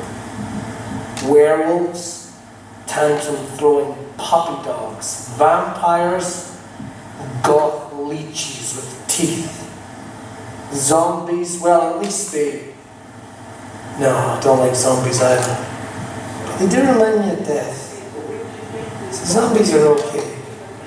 And of course, the pets team, well, their name pretty much says it all. Why don't you take a little glimmer into my world? Why don't I show you a little excerpt of cops and monsters? Woo! I'm Eve Mitchell of the Paranormal Investigation Team Scotland. Pets. Oh yeah. We were put together 5 years ago by the Prime Minister to ensure the protection of humans, vampires, werewolves and zombies alike. I'd heard of the good the Pits Unit had done for the werewolf and vampire communities over the last 5 years, and I wanted to be part of it. I wanted to prove I was worthy, that I could bring something to the table. So this has got nothing to do with the fact that your parents were murdered by a pack of werewolves 15 years ago. Shut up! Shut up! Shut up! You don't know anything. You don't know my family, you don't know me, and you know nothing about what I'm going through. So just shut up! Isn't that better? Brilliant! It's like the wind blowing through the trees, heavy weight lifted from your shoulders. Just imagine you could let that anger out whenever you wanted. Just imagine how powerful you could be if you could control the wolf. They'll know we brought you in, right? Whoever it is that's scaring you, they'll know. And by letting you go, they'll think you've told us everything. If I told you they'd kill me, we can only keep you safe if you tell us about the lichen. You don't know how dangerous they are.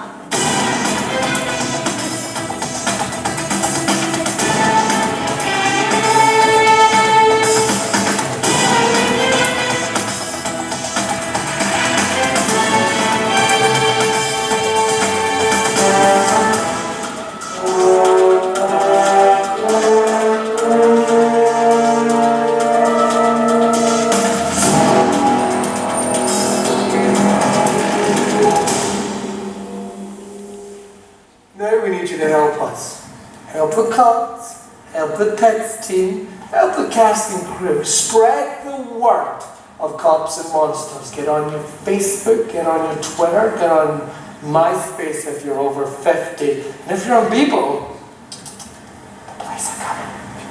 You can do it on your smartphone. You can do it on your camera phone. I mean, some of us have our own crew, don't we? Don't we? Do you want to see my knife? I love this knife. It's my favourite knife. I found it in an old lady's house. Okay, I found it in an old lady. Anyway. Alexis! Round up the babies! Daddy's got work to do.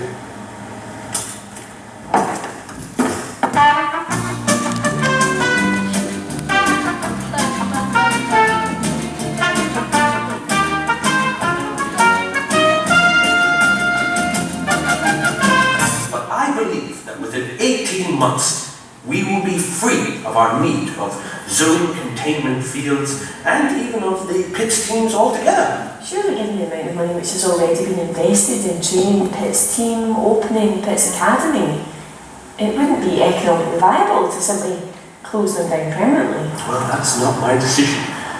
We need to leave this decision up to the good people of this fine country.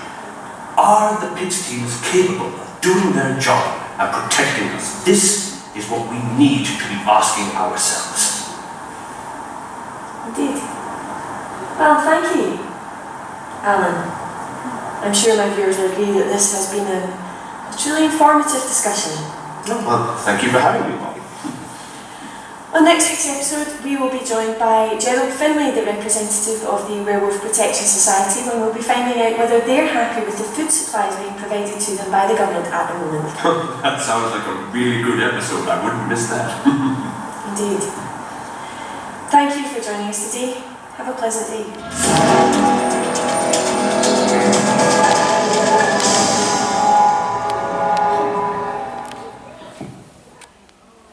Round of applause. Who might be waiting? Fraser. Right, Fraser. Who wrote and directed that? Right, let's get them on the panel so you can sit down. Writer, director of Cops and Monsters, Fraser Cool.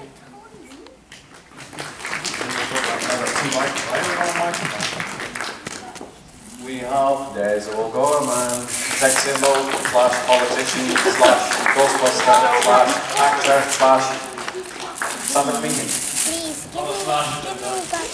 Thanks. It's bathroom. Where's Aaron Nicholson? You're supposed to be again. Aaron Nicholson edits all that wonderful stuff. So if anybody's got a question about editing, Ant says nobody ever asks you questions about editing. Yeah, Is that a good thing? You don't want any questions? Nobody cares what I do. No, you should, because it looks glorious. Thanks. And then we have two of the stars. It's Caitlin Blackwood and Sarah Louise Hanson.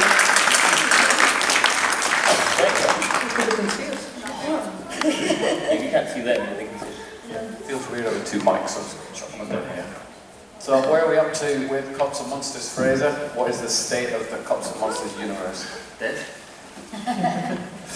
Cops and Monsters episodes 1 and 2, which has Sarah and Caitlin in them. They're online on YouTube, and episode 3 is currently being edited by Anne. You saw a bit of it in the wee video that Fraser did, especially for this Comic-Con. And yeah, I'm currently working away on episode 3, which should be awesome. Yeah, end of September, I would say. You have to go there. End of September. Online. Yes. Follow Cops and Monsters on Twitter. Cops and Monsters on Facebook / Cops and Monsters. How did you first encounter Sarah and Caitlin? Question for Fraser. I'll let Sarah answer that question, because she was embarrassing me with that story. No. Basically, this is a long, boring story. Tell the short one. Basically, I added him on Facebook a couple of years ago because he was doing a film and I just wanted to stay updated with it. And he spoke to me and we just had a brief chat. And, you know, nothing happened then. But then a few years later, he added me on Twitter. And I was like, I'm sure I recognise him. So I went back on my Facebook, so that's where I thought I saw him. No trace of him for that. He deleted me on Facebook, and then went and added me on Twitter then, a few years later. And then said, oh, why did you follow me on Twitter? Horrible person, Fraser. Why? I don't know. I didn't do it on purpose. Just accidentally. Just accidentally. And with Caitlin, I think her mum emailed me and said, here's yours, and said if I ever paid Caitlin to be in it. No, it's not really, and go and stuff like this. Did you not know that?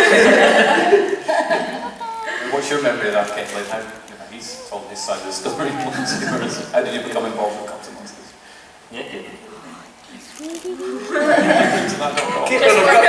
Caitlin, I've got some more for BBC ITV. No, it's for this guy in Glasgow. His own web series. No?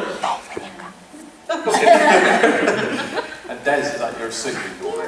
That was my suit. Wow. That's nice. Stuff. Primark, 50 quid. It's not too bad. Spandau Ballet for London Black and Black. Wow, that's a bit harsh. I didn't answer the call. I'm like, no problem, Mr. Kemp. Tell me Des. Thanks. So, Fraser, how hard is it being an indie filmmaker? We love Des. Des is awesome. Yeah, it's got nothing to do with my acting ability or anything like that. No, your suit looks crap. Next! No, I only said that. So there's something about getting involved in cops and monsters. Well, my mum emailed you. No, we've been, me and Fraser, we've been friends for a good few years.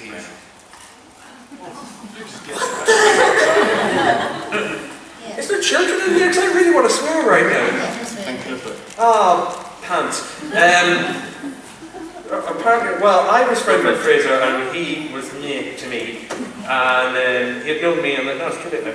He had known me on the comedy circuit and he found out that I do acting on stage. We worked together on a pilot, did a pilot there with Anne, yeah. Anyway, and look, everybody else is attacking me. I've never attacked somebody else. Alright, leave me out. Alright, okay.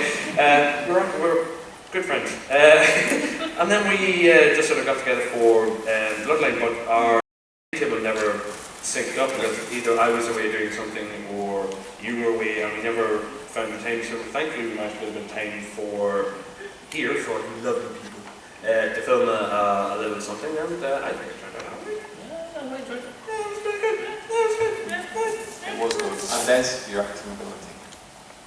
Thanks. Top notch. You're welcome. I can't tell if you're being sarcastic now or not, but I can't trust you. That's why I have an IMDb page. I have acting credits. Lammy, is he lying? No. Lammy's got a cold. What's the shit makes a noise like I have a cold. So, you're going to ask Anna if she's going to cold? That my question. You're supposed to do pilot phrasing. Shut up. I've worked with Fraser on a couple of things before. We met actually doing a thing called the 48-hour film project. I don't know if anybody's heard about it. It kind of goes around different cities. You make a short film in 48 hours. It's quite tough, but it's really fun. And I was actually on a different team, and Fraser poached me from that team and kind of stole me away. You were willing. Okay. Thank you. And so we were kind of doing that, and I've been working as an editor in Glasgow for about 6 years, and as much as I love my work, sometimes you don't get to kind of challenge yourself and do as much creative stuff as you would want to. There's not really as much money going into TV, unfortunately, as I think there should be, or content and programming stuff. So we kind of decided that we were going to do it ourselves.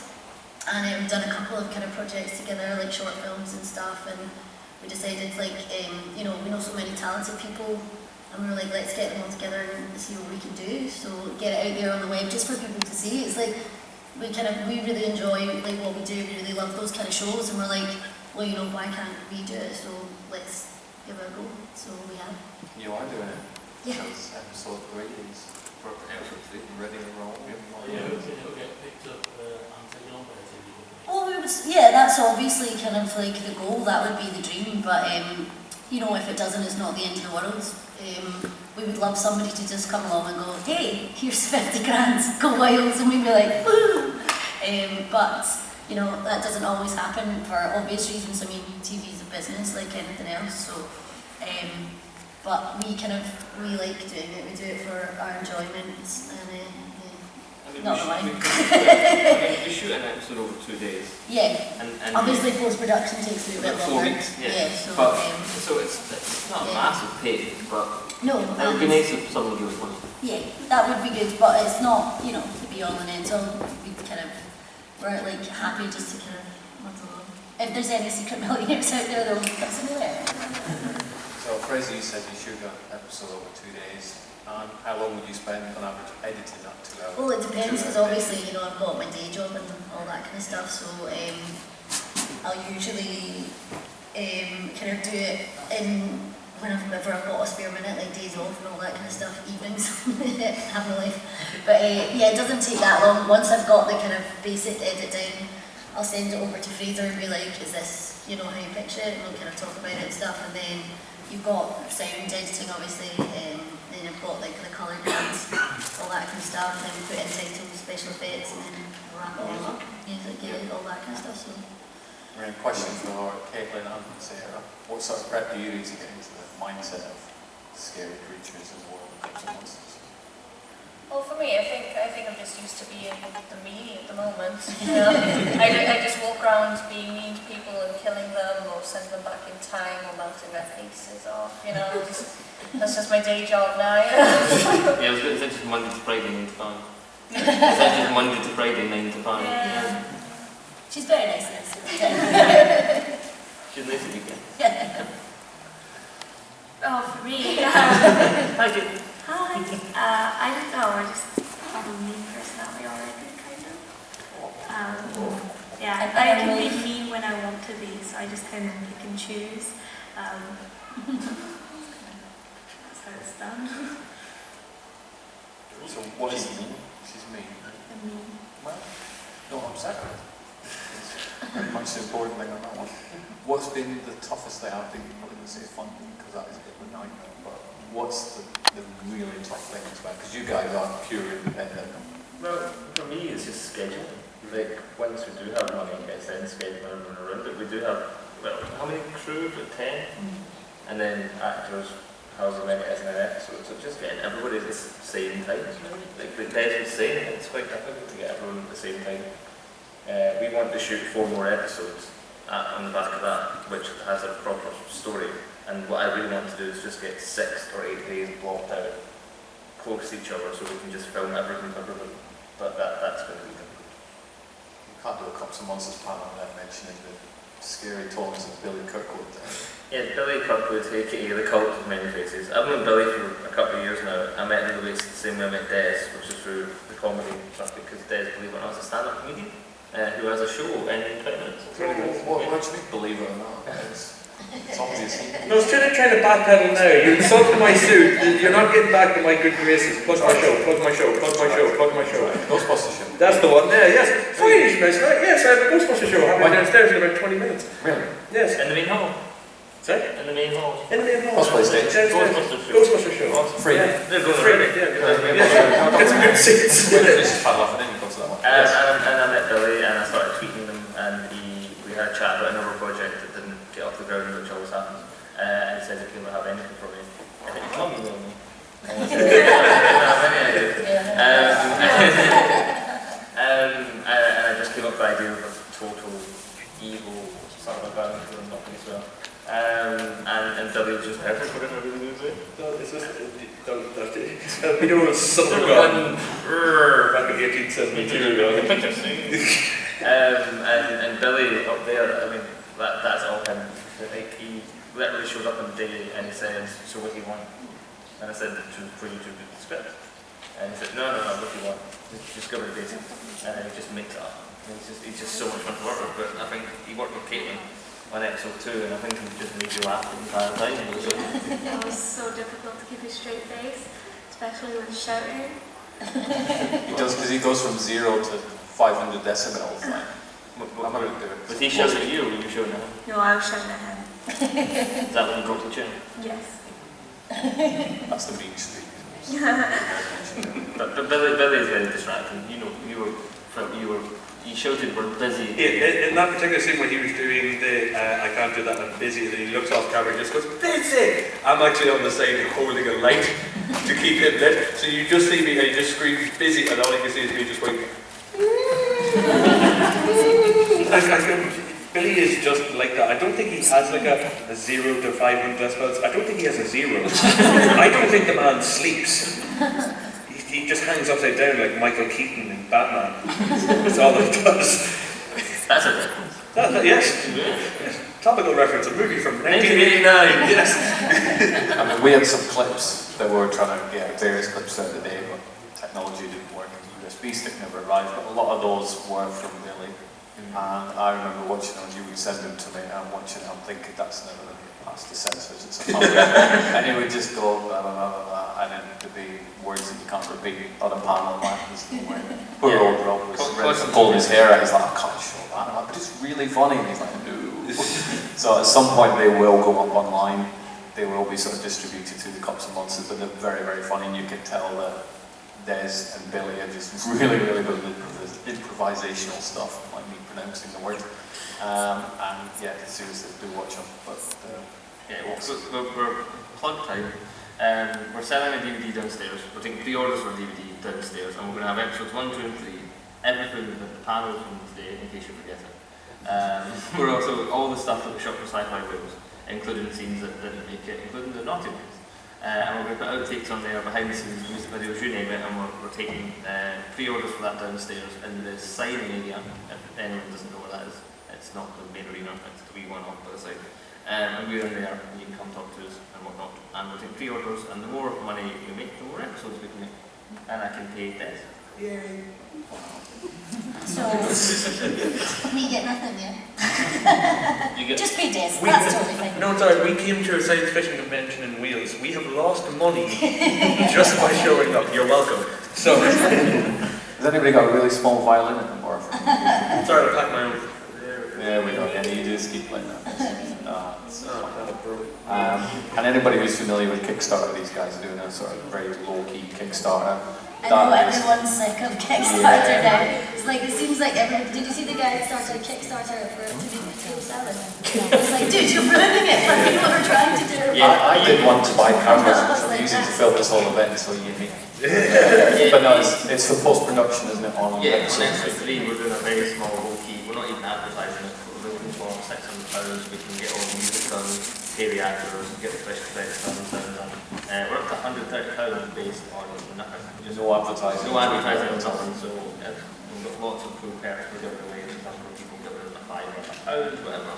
Anything will help us so we can finish that episode and then make it. You do me a favour tonight and just tweet on once on Cops and Monsters the link, and then you can go back to being Sosky and other people can see it, including me. Because I know that behind us. Any questions? Any questions from the audience? He's just running it. You let him co-host one Doctor Who. Thank you. I think it's like the MC. You're a massive Doctor Who fan. Any questions from audience? This is really awkward. The first, a couple of panels today with no questions, and some panels are more fitted to lots of people asking questions, and some people just like to say questions. Tons of questions in one. They were chattier there. I don't think there are any questions, actually. Are you enjoying your day today, or what you do? Yeah. Those guys have questions, the guys who just got them. And that guy? You're just making it up. Yes, somebody wants to question. How much is the DVD, Fraser? Fraser. Apologies, the DVD is £12. Yes. There you go.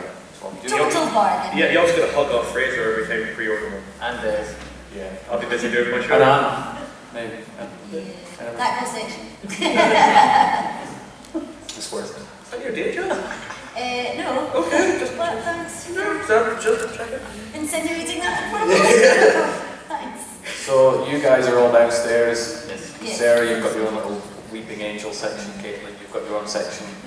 You three are downstairs as well. You've been out of the Cops and Monsters. Des has a show in 20. Des has a show in 20 minutes. You need to leave soon. Des has a show in 15 minutes. Actually, I actually do need to shoot off there because I need to get there. You do need to go and get ready. But your Twitter name, @Cops and Monsters, that's the word and not the symbol and. Yeah. I asked you that Monsters. Des, what's your Twitter? @Des O'Brien. At an editor. Say that. And with an E. @_XL_Madison_. Nothing else. And not everybody's on. Get Sarah Madison, anything like that. If you're not on Twitter, you can just follow us home. Every other home trip.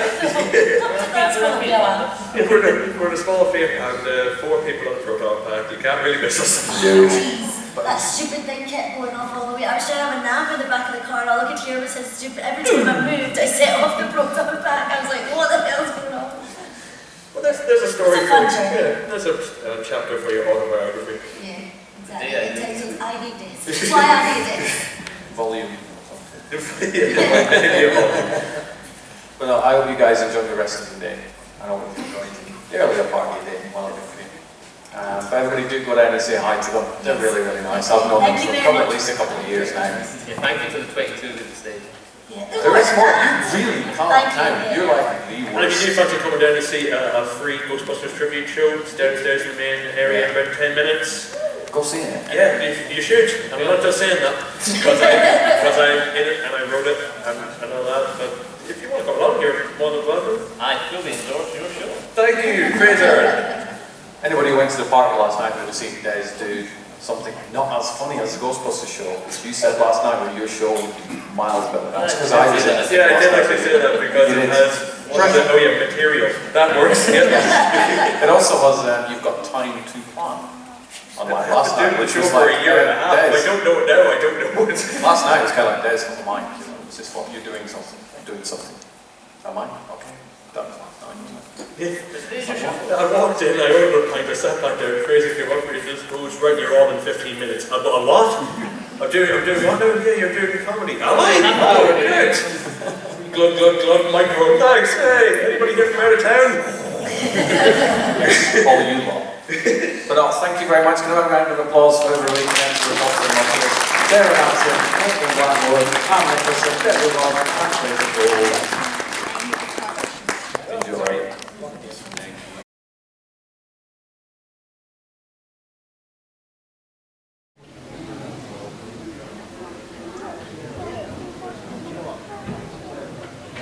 We can't possibly have a sci-fi event.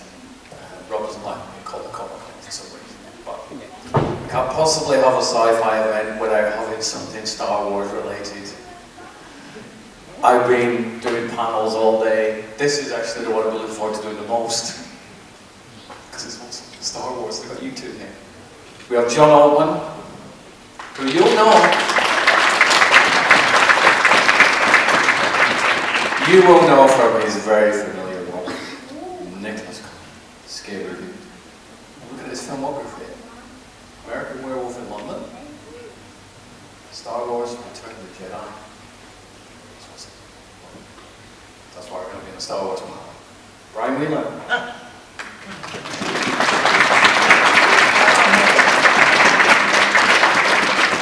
Not one role, but two roles. May the Force be with you. May the Force be with you, always. You were also one of my all-time favorite non-Star Wars films, Never-Ending Story. I was indeed. I saw that film 3 times in the same week when I was a kid. I just kept going back, so it's my fault the box office is quite big on that one. I was in the Ivory Tower. You were in the Ivory Tower? Filmed in Germany. Wow. Would you guys like to come around and take a nice little seat? You've got microphones and everything, just pop around with me. There's a secret little escape entrance right here. Nobody knows. It kind of defeats the whole object of fucking sleep. We are. They are coming back.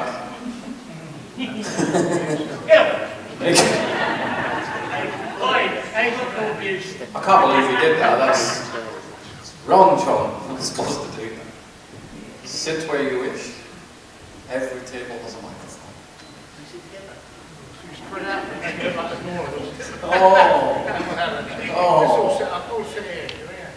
Which one is the same?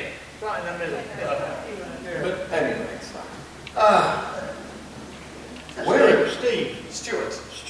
I knew it began with an S. Sorry, Yeah, Stuart. I've been called far worse. And I probably Stuart, will be. I won't forget that. No, please don't. I won't forget it now. So, guys, let's start with John. I suppose it's a question for the pair of you. What were you Can we turn you up a bit? I can't hear you very well. Oh, can we turn me on? Sorry, I don't know if anyone else can. Everybody else is sick of hearing my voice. I've been turned up now. That's good. And I'll be muted in about 3 minutes. But it's a question for you both. What are your memories of shooting in Return of the Jedi? Brian first. Shooting the film. Shooting the film. Well, it all started my entertainment career, basically. So they were looking for people under 4'6" in my area, and I got up and I said, I'm under 4'6". And they went, sure. I went, yes, I am. So I went there, got a fitting for an Ewok, and I did Ewoks for 2.5 weeks. We filmed that 80 foot up in the air in a make-believe village in Elstree.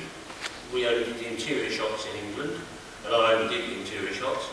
And then I did another 2 weeks as a Jawa in Jabba the Hutt's Palace, again in Elstree. But for my first job in entertainment, I met Harrison Ford, Carrie Fisher, Steven Spielberg, George Lucas, and it was like a dream come true.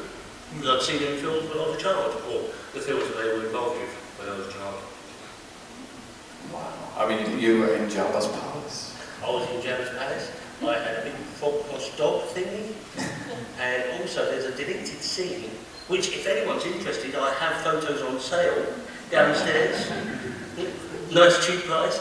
But there's a deleted scene where me and Andy had to run across the bars because Mark Hamill had been dropped into the cage with the big animal, and he then was supposed to leap up and grab on the bars, and me and my mate Andy had to run across and thump on his hands to make him drop. Unfortunately, the holes were this big, our eyesight was like that, and we had to run that way. The bars were about that wide. Every time there was cut. You're right, Andy. No, I've fallen through the hole. You're right, Blood. No, I've fallen through the hole. So the scene never got shown, but some spooky people took photos of us doing that scene. So I have them downstairs. Whoever that photographer is, thank you to.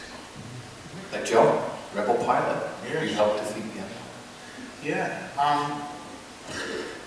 It's a blink and you miss me with Return of the Jedi, really, but I did work on it, and yeah, it was very hard to see. I mean, I missed the whole film, but what happened was I did a film a year or two before that with the director, Richard Markman, and a film called Birth of the Beatles, and then a year or so later he started working on Return of the Jedi, which was fantastic, and he was moving on and up, you know, and yeah, so he basically said, do you want to come down to Elstree and do like a week or so. It wasn't, I was only there probably no more than a week, but I don't know, I kind of, it's only in retrospect that I realised how special it was, really. I think I was a little bit laid back about it all, you know. I don't know why. Maybe it just wasn't a huge part or something, but I do remember having great fun. It was just fantastic to be dressing up in that costume as a rebel fighter pilot and hanging out with, you know, Carrie Fisher and Harrison Ford and the Wookiee and Billy Dean, Billy Dean Williams, yeah. And so yeah, I just spent a week up there at the old, as Brian was saying, up at the world famous Elstree Studios, which very sadly, some of you may know if you're into film, was divided up some years back. Due to some unscrupulous, evil, disgraceful gangsters who owned it. They sold half of the studio to Tesco's. You can now go to Tesco's and I think there are plaques that say, you know, here was the tank where they shot Moby Dick, here was the studio where they shot Star Wars, etc. So thank heavens there's half that studio still there. So yeah, wonderful memories. I'd actually shot some of the Beatle film there as well. And I just remember a week of, I mean, it's quite slow, isn't it? I mean, making big moves, a lot of hanging around, and just, you know, I remember a lot of hanging around in the costume, and then finally getting to shoot a little sequence in the cockpit of one of the fighter jets, and I think my name was going in now or whatever, so it was words to that effect anyway. And I remember sitting in this quite cramped cockpit, and I had all the technology in front of me, but I couldn't actually see out of space. They just had like they do more green screen now, don't they? Yeah. But it was like a blue screen then, and I remember that. And I remember all these wires that could be connected up that they were using. It all looked quite amazing actually, yeah. So that was about it really from my experience, and I look back upon it as being very, I really appreciate having been involved in just a small part of Star Wars, because I love the films, you know, especially the early ones when they came out. For me, I don't think Return of the Jedi is my favourite. It would be The Empire Strikes Back out of all the films. I found it to be a richer, more colourful, more interesting. I don't know, just in every way. I found the script and the photography, etc. to be, I don't know why, it appealed to me more than the rest of them. Excited to see the new ones coming out. Was it coming out in the new year or Christmas? Yeah, Christmas. People are counting down the hours. Yes, I would like to have been involved in that, but it didn't happen. But I did actually recently send an audition tape to the illustrious director and producer, Mr. J.J. Abrams. My agent knows he met me in Hollywood, so I'm quite pleased to say he's seen me on on the internet, I guess. It's amazing how they do auditions these days. That wasn't for a Star Wars thing, it was something else. He's got his company Bad Robot, JJ, hasn't he? And it was for a series with James Franco, Quantum Leap? Yeah, it was for a part Turkish guy in that. So as an actor, I was the local Turkish restaurant. He used to be a guy from Istanbul, and he read the script that I had onto a tape recorder, and that actually was onto my mobile. Very useful, aren't they, like that? And so I learned the Turkish Istanbul accent, you know, Americans and all this stuff, you know. And yeah, we sent it over to LA. So JJ's seen me, but I haven't worked with him yet, but I hope to one day. Thank you, JJ. Brian, what would be your favourite Star Wars film, or does Jedi hold that place in your heart because it launched in? Well, Jedi obviously launched it with me, and I felt that it finished off everything. I quite often say to people that everything's in threes, you know, comedies, threes, the best films, threes. Back to the Future was 3, Indiana Jones was 3, and then they did 4. We don't talk about the fourth one. Delete 3. And then, you know, Die Hard, they did 3, and then 4, 5, 6, 7. Godfather. Yeah, the Godfather. 4. Is it 4? Yeah. 3 Godfathers. Countless Die Hards. I think in the time would be Joining the old 4 more Die Hards. Yeah. How many Godfathers? 3. So that's my thing. And obviously, it started me off in my career. And it finished off everything for me personally. I didn't know why they went to the first 3 previous to that then. I'm really looking forward to, hopefully they can do the next 3. So we'll see. Hopefully they're more like the original films than the prequels. Crystal? Yeah. I like the prequels, I don't love them like I did the original films. Yeah, you know, Star Wars was Star Wars, you know. Why mess with it, you know? So Jawa or Ewok, which was... Jawa. Yeah. Jawa, definitely. Because they're mischievous, they're naughty, costumes are much easier, they're out to make money. Ewoks just want to be teddy bears. You know, what's that? For me, professionally wise, Ewok, I was that much foam all the way around me, with a fur carpet over the top. And I could see again with the eyes and they were steaming up. Jawas are just robes for wear well, you finished. Yeah, much more. And also again for me personally, I was on Jabba the Hutt's Palace and there was only 4 Jawas, where Ewoks there was 40, 50 of us. So oh, Ewoks, over here. Oh no, not you, you're too tall.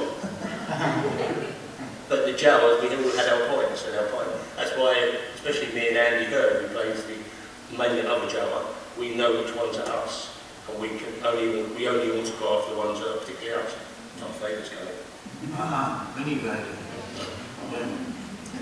Now with you, John, was it like Rebel pilots heard that way, or were most of you seen cockpit based and it was a smaller group?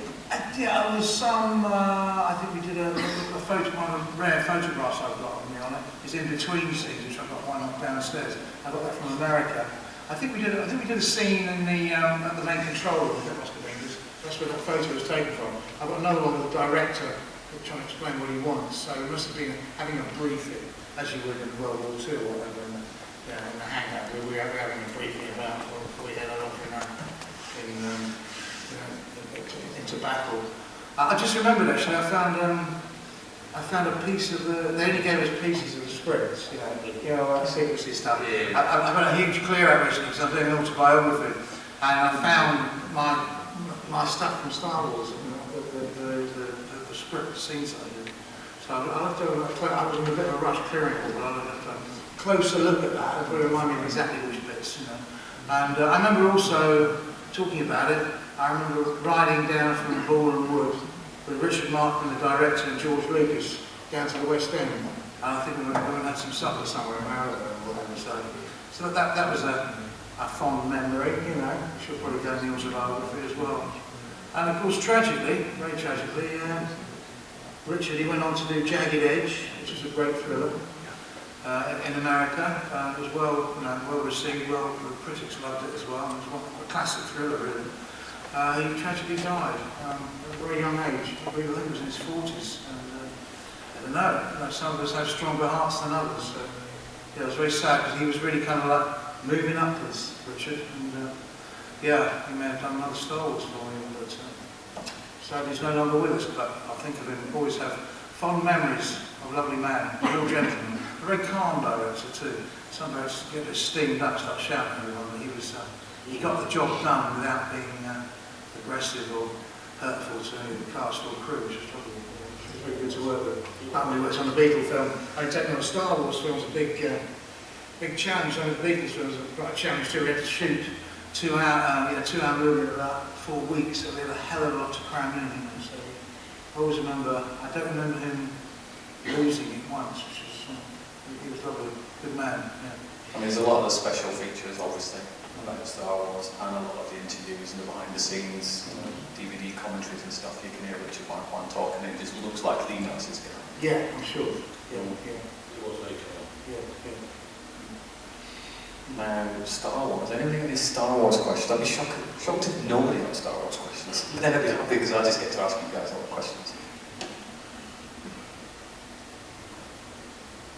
And following on from what you were saying, do you know if your characters were given names? Did they appear in the novels, or did they have action figures made of them? Is that for both of us?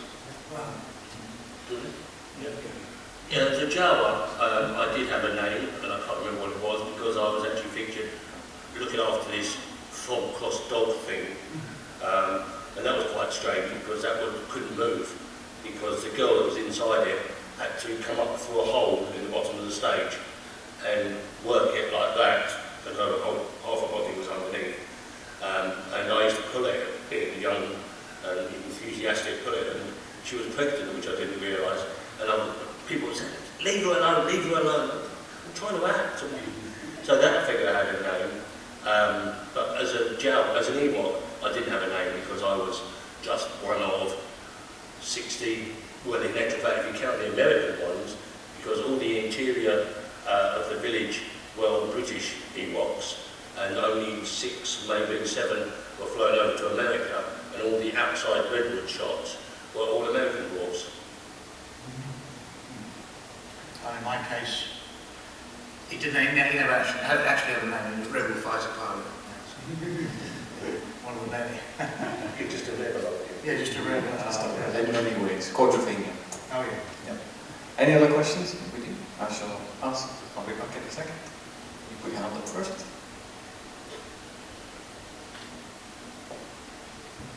Hi, it's a question for Brian. When you were an Ewok, did you have a speaking part? And if so, is it an actual language that they speak? And also, the song, did it have any meaning that they all sang? No, and no. As I was saying, I was just one of the extras, so my mouth never moved. It was just like that. My eyes just stayed open. The main characters, they blinked, they looked around. I was just one of the extras. And as for the song, I haven't got a clue. Ignoring obvious height restrictions, sorry, if either of you could have been any character in Star Wars, who would you have chosen to be? Your turn first. Yeah. I guess Han Solo. Yeah. I could have done that. I could have been a contender. Luke Skywalker. Yeah. I think, yeah. Because You could do Han Solo. Yes. Next question. You're talking a little bit about the differences using sort of older technology. Have you worked on films more recently where you're using the more current technology, the CGI, and how does it compare to the old ways of filming? Just pass it over to me. I'll go. Now, I've mainly been on the TV and not such big budget movies. I've done a few movies over the last couple of years, but so technologically I haven't encountered one of those big Pinewood sets for a while. But let's hope it happens sometime soon. Okay, as far as I'm concerned. And I was obviously on Harry Potter, which basically we changed from blue screen to green screen, which I'm not quite sure why. I think makes it clearer. Yeah, I do. I've no idea. And you just imagine things. All I know is that there used to be blue. Yeah, that's brilliant.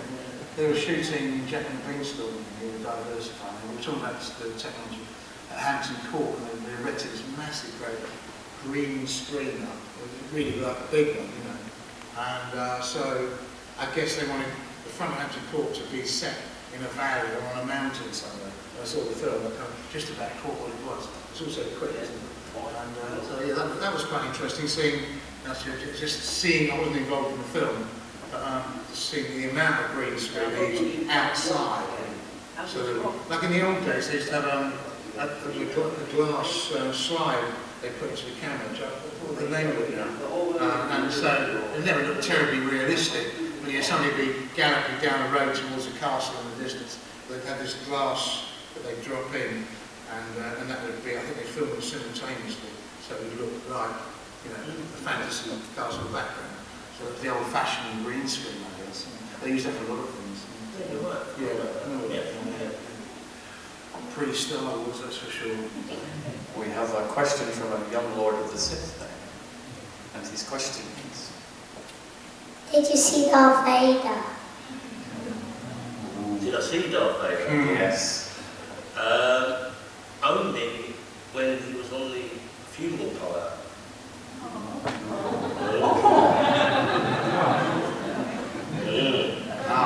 I never saw him. That was an easy answer. That's the one I should use. I was fighting his evil forces. No, I never saw him. He was a very nice man. Thank you for that, Brian. I saw him. He's dead. He's going to have nightmares now.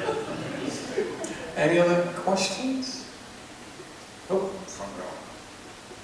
There's always a couple of those I forget because I'm usually wondering. You don't move me quickly, do you? No. You're doing this since 10 quarters. Can I just say something about Star Wars that I thought, why it was a success?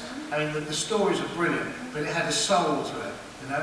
The whole thing with Yoda and the Force.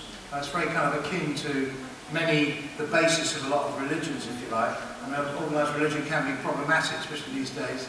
Yeah, I mean, the basis of all faiths, you know, Muslim, Christianity, Hinduism, which I've looked at all of them over the years. I went to India when I was quite young. And that's what appealed to me greatly about Star Wars, was that was one of the essences of the films, that had that, yeah, it was the Force. The Force for good, you know, and I believe there are forces out there, myself, that are, well, we've seen it today, haven't we? You know, there's a very evil force out in Syria and Iraq at the moment, called ISIS, you know. I was driving up the M6 the other day. It was a van that had the name ISIS on the back. It was some stationery company or something, a communications company. A bit unfortunate to have a name like that. But, they might have to change it, of course. So that's one of the reasons that it appealed to me. It wasn't just a sci-fi movie with a load of spaceships and monsters or whatever. It had soul, it had a heart. What are your feelings from Jar Jar Binks?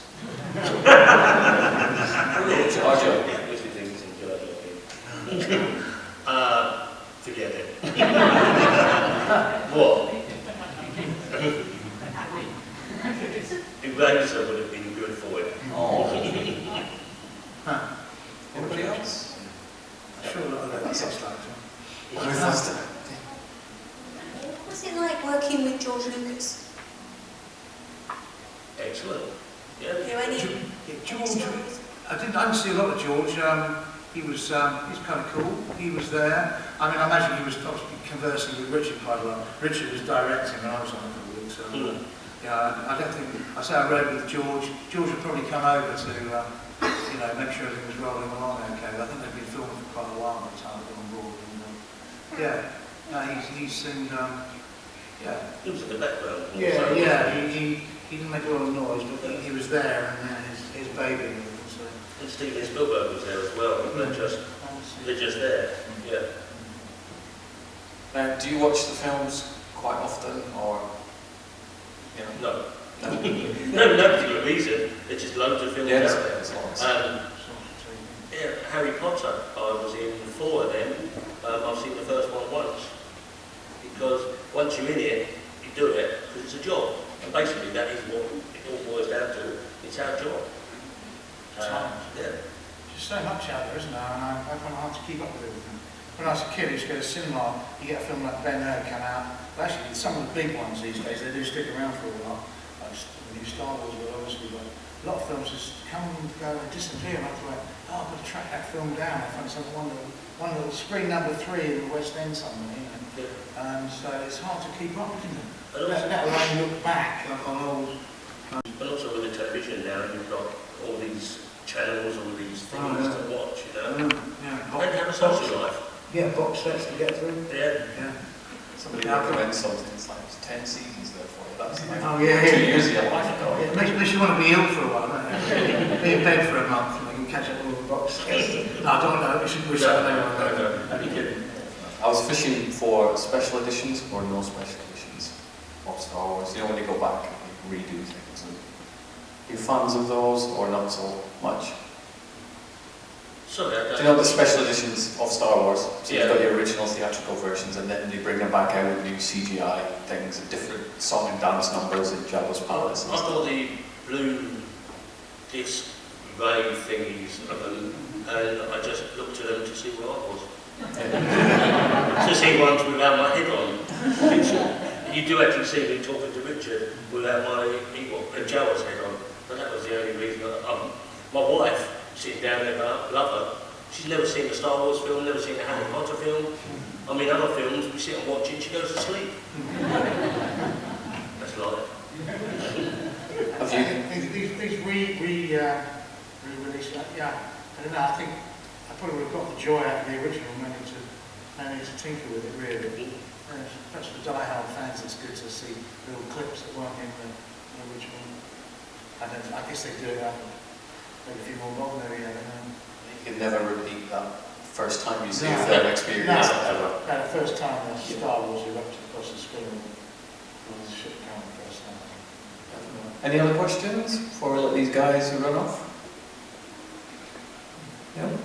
Yes, come on. Weird, I'm going to run again.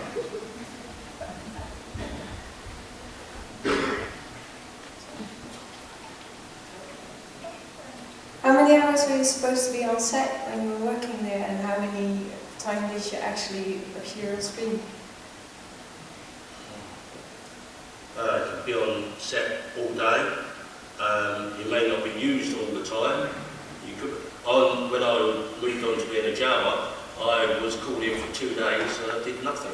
I stayed in the dressing room for 2 days.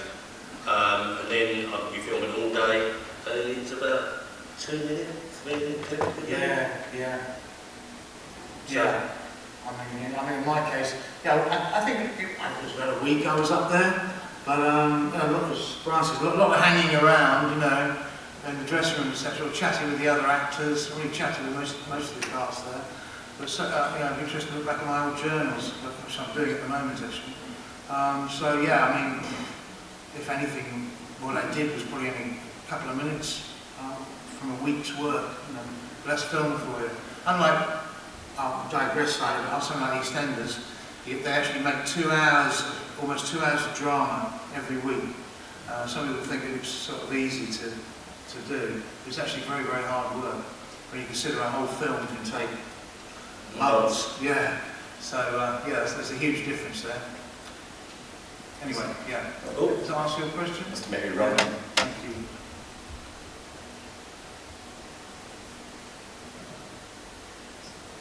So while you were actually waiting for doing your stuff on set for the Star Wars stuff, did you meet any of the other actors or people who you've kind of built friendships and relationships with and kept them for years, you know, ones that you maybe bumped into there? I've generally bumped into people, I don't know why, well obviously I do know why, but I know a lot of small actors, dwarf actors, and that's most of my friends I keep bumping into because we're in that sort of vein of filming. I've met a few, I've met John a couple of times with pantomime and various things, but you don't really, you you build an instant friendship, and then you go away and don't see each other maybe for years and years, and then you come back and then it's sort of, you're very similar to how you were when you left off. It's not as if we all Facebook each other or write to each other, email each other. You come together, do the job, go away again. I think that's... Yeah. Yeah, I mean, for me, I socialised with the cast when I was up there and probably really enjoyed it. I shared a couple of coffees, a couple of Carrie Fisher, you know, whatever. Probably spoke to Harrison Ford in passing. So, but I never really, if I'd been on there for many months, I may have, a bit like when they did Lord of the Rings, they built up huge, quite long, strong friendships between each other, and they all had tattoos done, etc. Or when I did Quadrophenia, that was, that's probably one of the few films where I'm still in touch with, say, you know, Toya, Mark Wingett, a whole load of other people, Gary Shale.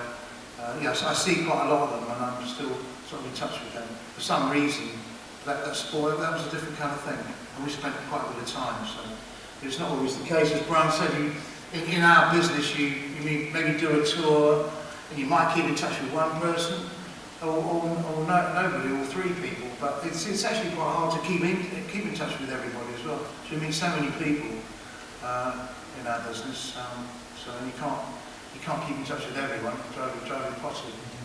Okay. Yeah. I'm glad you two have been here to keep in touch with me. No. Everybody else as well. Have you enjoyed your day? We have. Okay. Yeah. Thank you very much. And you guys are here for a little while longer downstairs. Yeah. So I will be running down saying hi. And to say hello down there. We've still got a few pictures left. We have, indeed. A couple of t-shirts. So first left when you come into the signing room, that's where we'll be. The Return of the Jedi section. Ignore the rest of them, just come and see us. I've got to say one thing before we go, is that somebody not too far from me had sent me an email about they wanted to ask me questions. That was you. That was me. And I finished the letter, where the initials were for "May the Force be with you," and I finished off the letter like that. And he said, "Okay, first question, what does that mean?"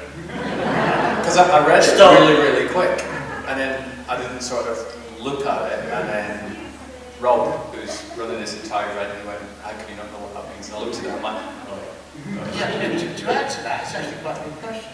What does it mean? What different people's interpretations. What is the Force? Why should it be? So there you go. What is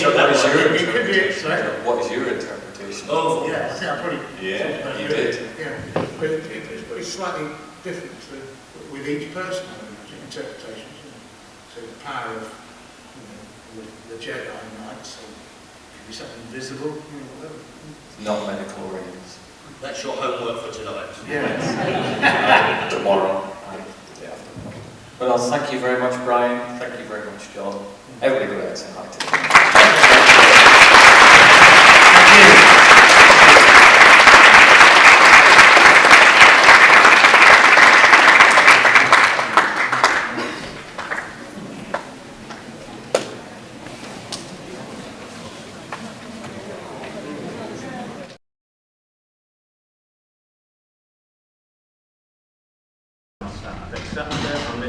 I'm Tom Ellis. I wrote the comic book, and that's pretty much about us. One thing that we're going to be doing is we're going to give out badges to the two questions. Anyone asks a question, we have badges to give out. These are normally £1, and the best questions the two best questions win this copy of the comic, which is signed by all four of us in the choir, because some of us are moving here. Some of us are based in London. Damage Nelson doesn't cover, and Kate Thompson as well, they couldn't be here today, and there's a limited number of those we have for London Comic Con. These are the last two left. So these are the last two, so get them. So best questions, they get those. I have a question. I'm not necessarily trying to win the prize, but maybe also mine. You may win. Was there ever a decision to do like the word 2, or was it always like the number 2, which I think works better? That's a good concept story with the question, with the title. We had the story, and it was originally called Wetworks, because it's about assassins and secret sort of like things. And then it was going to be called. Then we found out that was copyrighted, and then the comic was using it, which was a big change. We loved Wetworks, and then we were going to call it Cake, which might seem a bit random, but there's a little line of dialogue in it for references to cake. So we're going to call it cake for a bit, and then we soon went off that. And then we soon went off that. Thought about it a little bit longer and thought, maybe not. So then 2 kill happened because there's a line of dialogue that describes what it's like to kill someone. So yeah, we called it 2 kill dead, and then we just wanted to make it a little bit cooler, so we put 2 in. It was a nice time and number, I think, because I think as a branding process as well for comic books, you know, there's it's good to have that image, you know, you get used to seeing that 2 with the kill next to each other, you know, we've got the red and the white. It displays it like model-like. You know, it's kind of, it hits you, the cover hits you as well. Dan's done a great thing with the, you know, the guns and the kind of love heart shape as well, you know, we've really gone to town with that. And it was, so yeah, there was a bit of kind of marketing decision behind it, but, you know, we like the fact that, you know, the number just kind of finish it off nicely as well, so, and it's good for them. Yeah. How was Katie Thompson? Yep. I'll read the credits. So Katie did the art for it, which was awesome. She's based in London. She did all the interior art, and then a guy called Dennis Nelson, who's a local graphic designer from Abergele, did the cover. So it's pretty much a local, you know, I'm from Abergele, he's from Ripon, so it's a North Wales based comic book, which I think there's not many of us out there, if at all. I think currently you know, there's currently in the Northwest, there's not, you know, not just North Wales, you know, in the Northwest in general, there's not that many pushing comic books, you know, a fresh new idea, and in particular the soundtrack that I compose that goes with the narrative, you see. I think that's a difference there, as far as we're aware.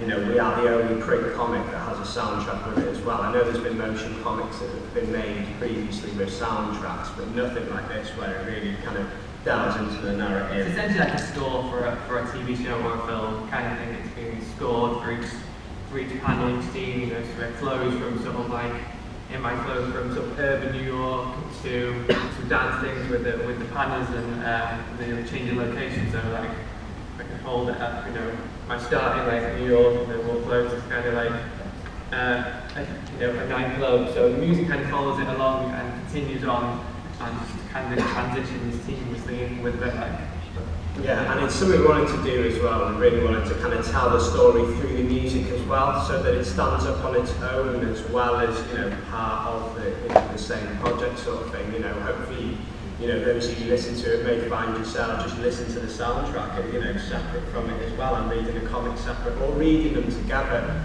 You know, we tested this out with say 10 to 20 people to see what their speed reading was and stuff like that, and kind of, you know, timed it well really. And there is kind of a cut-off point for the soundtrack where there's a scene and something happens, and then you still have a bit of a reprise where, you know, you can, you know, read the last couple of pages, it kind of settles. Yeah, it goes with kind of character development, so at that point in time, that character, something happens to them and they're not in a bit of shock, state shock. Let's put it that way, so it felt right, but then there was a music break from that, so you kind of felt the character's emotional development. Yeah, it's there. So. Yeah. Well, if anybody's got any questions, stick hands up. These are really cool. These are like numbered, so you know how many there's. That is. Yeah. 18 out of 20. They were limited. Yeah, they were limited to 20 copies for them in comic. Don't ask a good question. Oh. Yeah. That's one of them. Let's see. Terrible question, isn't it? What inspired you writing the comic, and what inspired you to do the soundtrack, and how did you change your songs and your scenes? Yeah, so like the comic I wrote as a kind of a short film, I'm kind of a filmy kind of nerd, so I work a lot from trying to take me into music and film, and I've done short web series kind of things before. So I was always, it was kind of a dream short film, and then it kind of become a comic book at a later stage, but as a comic, as a story, I really wanted to meld and mesh different genres, so that when you read it, I wanted to, my goal was to do a romantic comedy that had like an action gangster kind of vibe to it, so to kind of to meld a few different genres together to create something new, fresh and original, and And I think that was about, Tom had this initial idea, and then we kind of went to Wales Comic Con once, and the guys from Slam Comics, I don't know if anyone knows, but they're based down south, and Ben Cook had a store, and we thought, you know what, this can be done. You know, people can come with fresh ideas, you know, appear at cons, and, you know, really get kind of this ground base of that following, you see, and build from there. Because in the days of the internet now, you know, it's very saturated, and we still like the fact of, you know, hard copies and people coming down and, you know, really getting to grips with it. As far as the soundtrack's concerned, the sounds I use, it really, like I say, it follows the narrative, so it goes from this kind of cityscape and sirens, you know, your classic police siren that you hear in any city. You know, it's almost like a staple, you know, to that sort of surrounding really, and then it goes kind of clubby because there's a club scene, and then it goes off, it's kind of saxophones, mellow, there's a BPM slowing as well, you know, the BPM drops down, so the tempo drops, then it's kind of smooth, there's a bit of a scene where they're kind of, you know, starting to become more intimate emotionally, and then it follows on to something quite dark really. There's a bit of a piano-driven section that really kind of, you know, digs into the emotion that's going on. So yeah, sound-wise, it's, you know, I always approach it not only from a compositional standpoint, but a production standpoint as well. You know, really think about how gritty I want my sounds, or how soft I want them, and how we integrate it. Thanks for that question. You get a badge for that question? Yeah. I would throw it, but you know, I might take some of that. That kind of was better than mine. Go on. No, it's alright. Look, if you come down and play aside there, we'd have you guys pop down with your badges. Hiya. If you haven't read your comic in the past or now, in 3 words, how would you describe your comic? What else would you do with it? So in 3 words, I would describe it. I'm going to use 2 for one thing, for one meaning, so character-driven, that's 2. And then I would say romantic.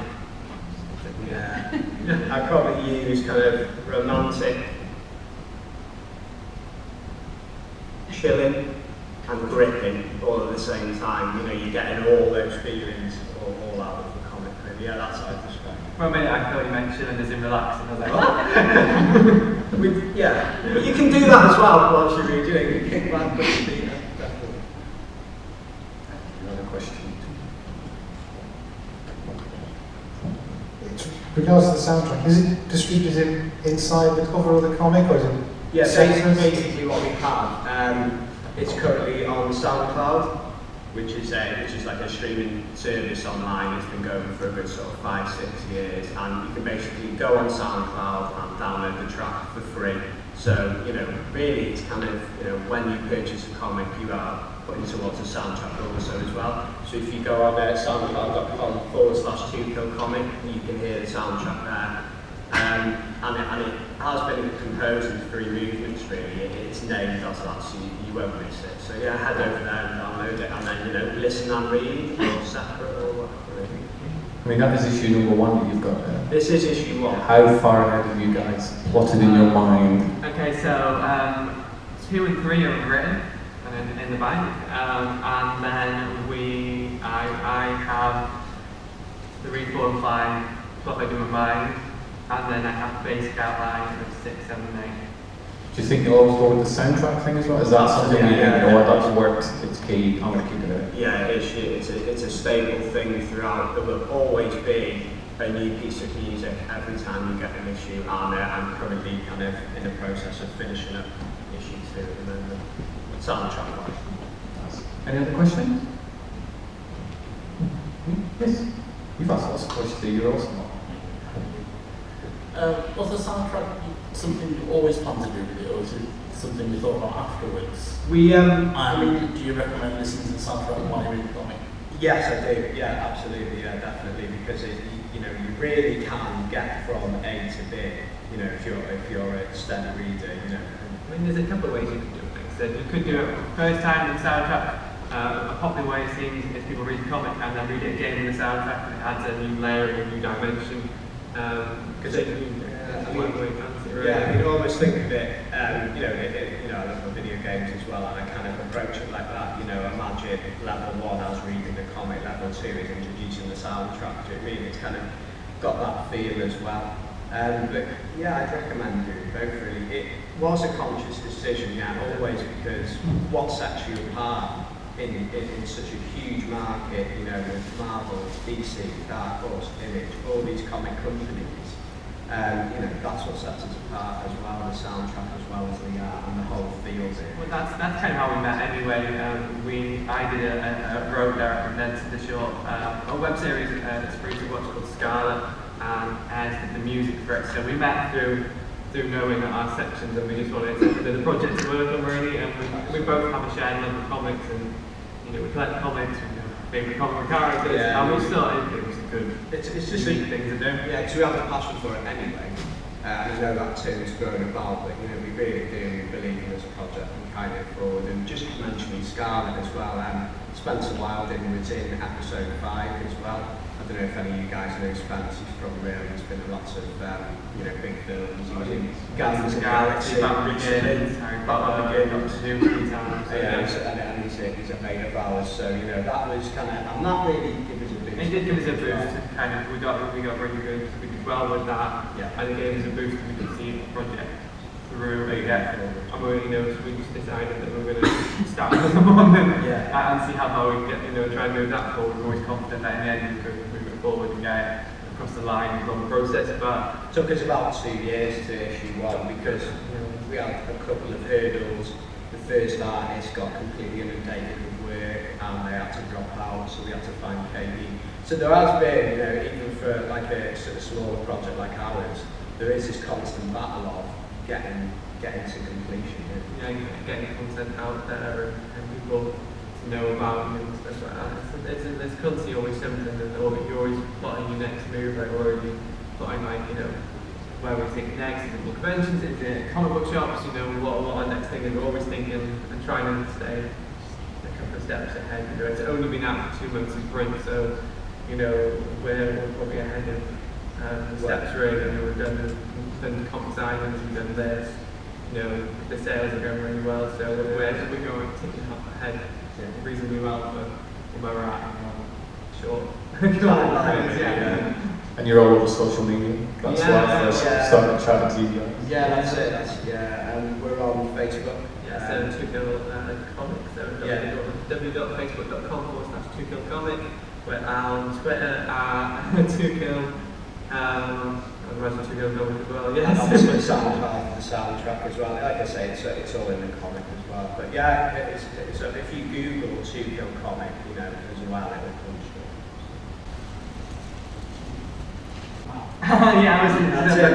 We were waiting for a question. Yeah, it's quite an interesting way, right? It's never easy to explain it because it's a bit of a mystery. So basically, it's a love story. The starting point, it's a love story between 2 characters, Kevin and Beth. But we know from the outset that one's an assassin that's been sent to kill the other. We just don't know which one. And through different ways, without revealing it, we never at any point until the end point reveal which one it is, but along the way you kind of know that they're deeply in love. Even the assassin is deeply in love with this other person. So you kind of feel like, oh my god, this is a real struggle, like this person's fallen deeply, badly in love and has this assignment to complete that, you know, there's nothing this person can do about it. You know, there's nothing holding them back, and there is a panel in the comic as well where the person calling the shots is on the phone to this individual who's meant to assassinate you. Saying like you can't be you can't be in love. Get on with it, you know, get on with the job. So, you know, there's that harshness as well where, you know, sometimes in life, despite love for things, you have to go through with other things. So there's a bit of it, you know, there's a deeper meaning to it. So that's why the subtitle is, on the comic, it's Love Kills, because love, you know, we were both, but we can't let love kill sometimes, and also in this case, it definitely does. So how did it feel when you got your issue there? It's real, solid, in your hand? Just excited, really. You know, to have this in your hand and to know, you know, the time you know put in to the final product as well. You know, we were literally there, like first prints came through, and it was just, it's amazing. Really. It is a great feeling. you know, to have it in your hand, to know you can show people how people purchase it, you know, put it about, and yeah, it's a great feeling. I think the word I use as well, a little bit surreal. Yeah. Because essentially you're holding, I mean, it's 2 years of the comic, but I think it's about 5 years ago I wrote a story for a short film. Essentially you're holding your hand a really large portion of time. So you're kind of like, oh, I'm finally here, I never thought I'd get to this point, or, you know, there's always that time you just have to doubt, and it was a bit where you flagged for different reasons for about 3 months, and you start to doubt it then, but to finally cross the finish line and be able to hold it in your hands was kind of a bit sort of like, whoa, yeah, crazy, what's happened? Yeah, it's great. And all the support we've had, it's been tremendous. Yeah, one thing that you really notice when you do something like this is like there really is a community out there. You know, people like Rob invite us to Sci-Fi Wales, and you know, our local comic book shops stocking it and invite us to sign. And just today we've been approached with different signings, and you know, we got a load of different things, and you know, people who stop and buy it. Like it sounds silly, but like when someone actually stops and buys it, it absolutely means the world to us. Like we really greatly appreciate it. Like, you know, because you know that's someone's hard-earned money, and you know they could go out and buy, you know, rather than DC something that's proven, but they're taking a chance on something independent, and you know help and support us, and we really like greatly appreciate anyone who support it. You guys have done it. Keep doing it. Very much. So do follow these guys on Facebook, Twitter, and just put into Google 2 Kill Comics and say hi to them. Like they've all said hi to us. Thank you guys for attending Sci-Fi Wales. Hope you've had a good day then. Yeah, it's been fantastic. And we've still got a store downstairs for those of you who, you know, haven't dropped by to say hello, or, you know, pick up an issue of the comic. Yeah. So we now who are our winners? So that lady at the back is on the winners of the comic, and also who the choice be or I think. I haven't told you what have I known. This guy is a lot. To be honest, thank you guys for coming up, you know, sticking with us and listening to, you know, what we've got to say about our project. We really appreciate you guys, you know, spending the time and coming to listen to us. So thank you. All your questions were excellent, but I'd sit there actually. Yeah, thank you very much. So you guys come back to the front. Can I have a big round of applause for the 2 Kill Comics guys as well? Guys.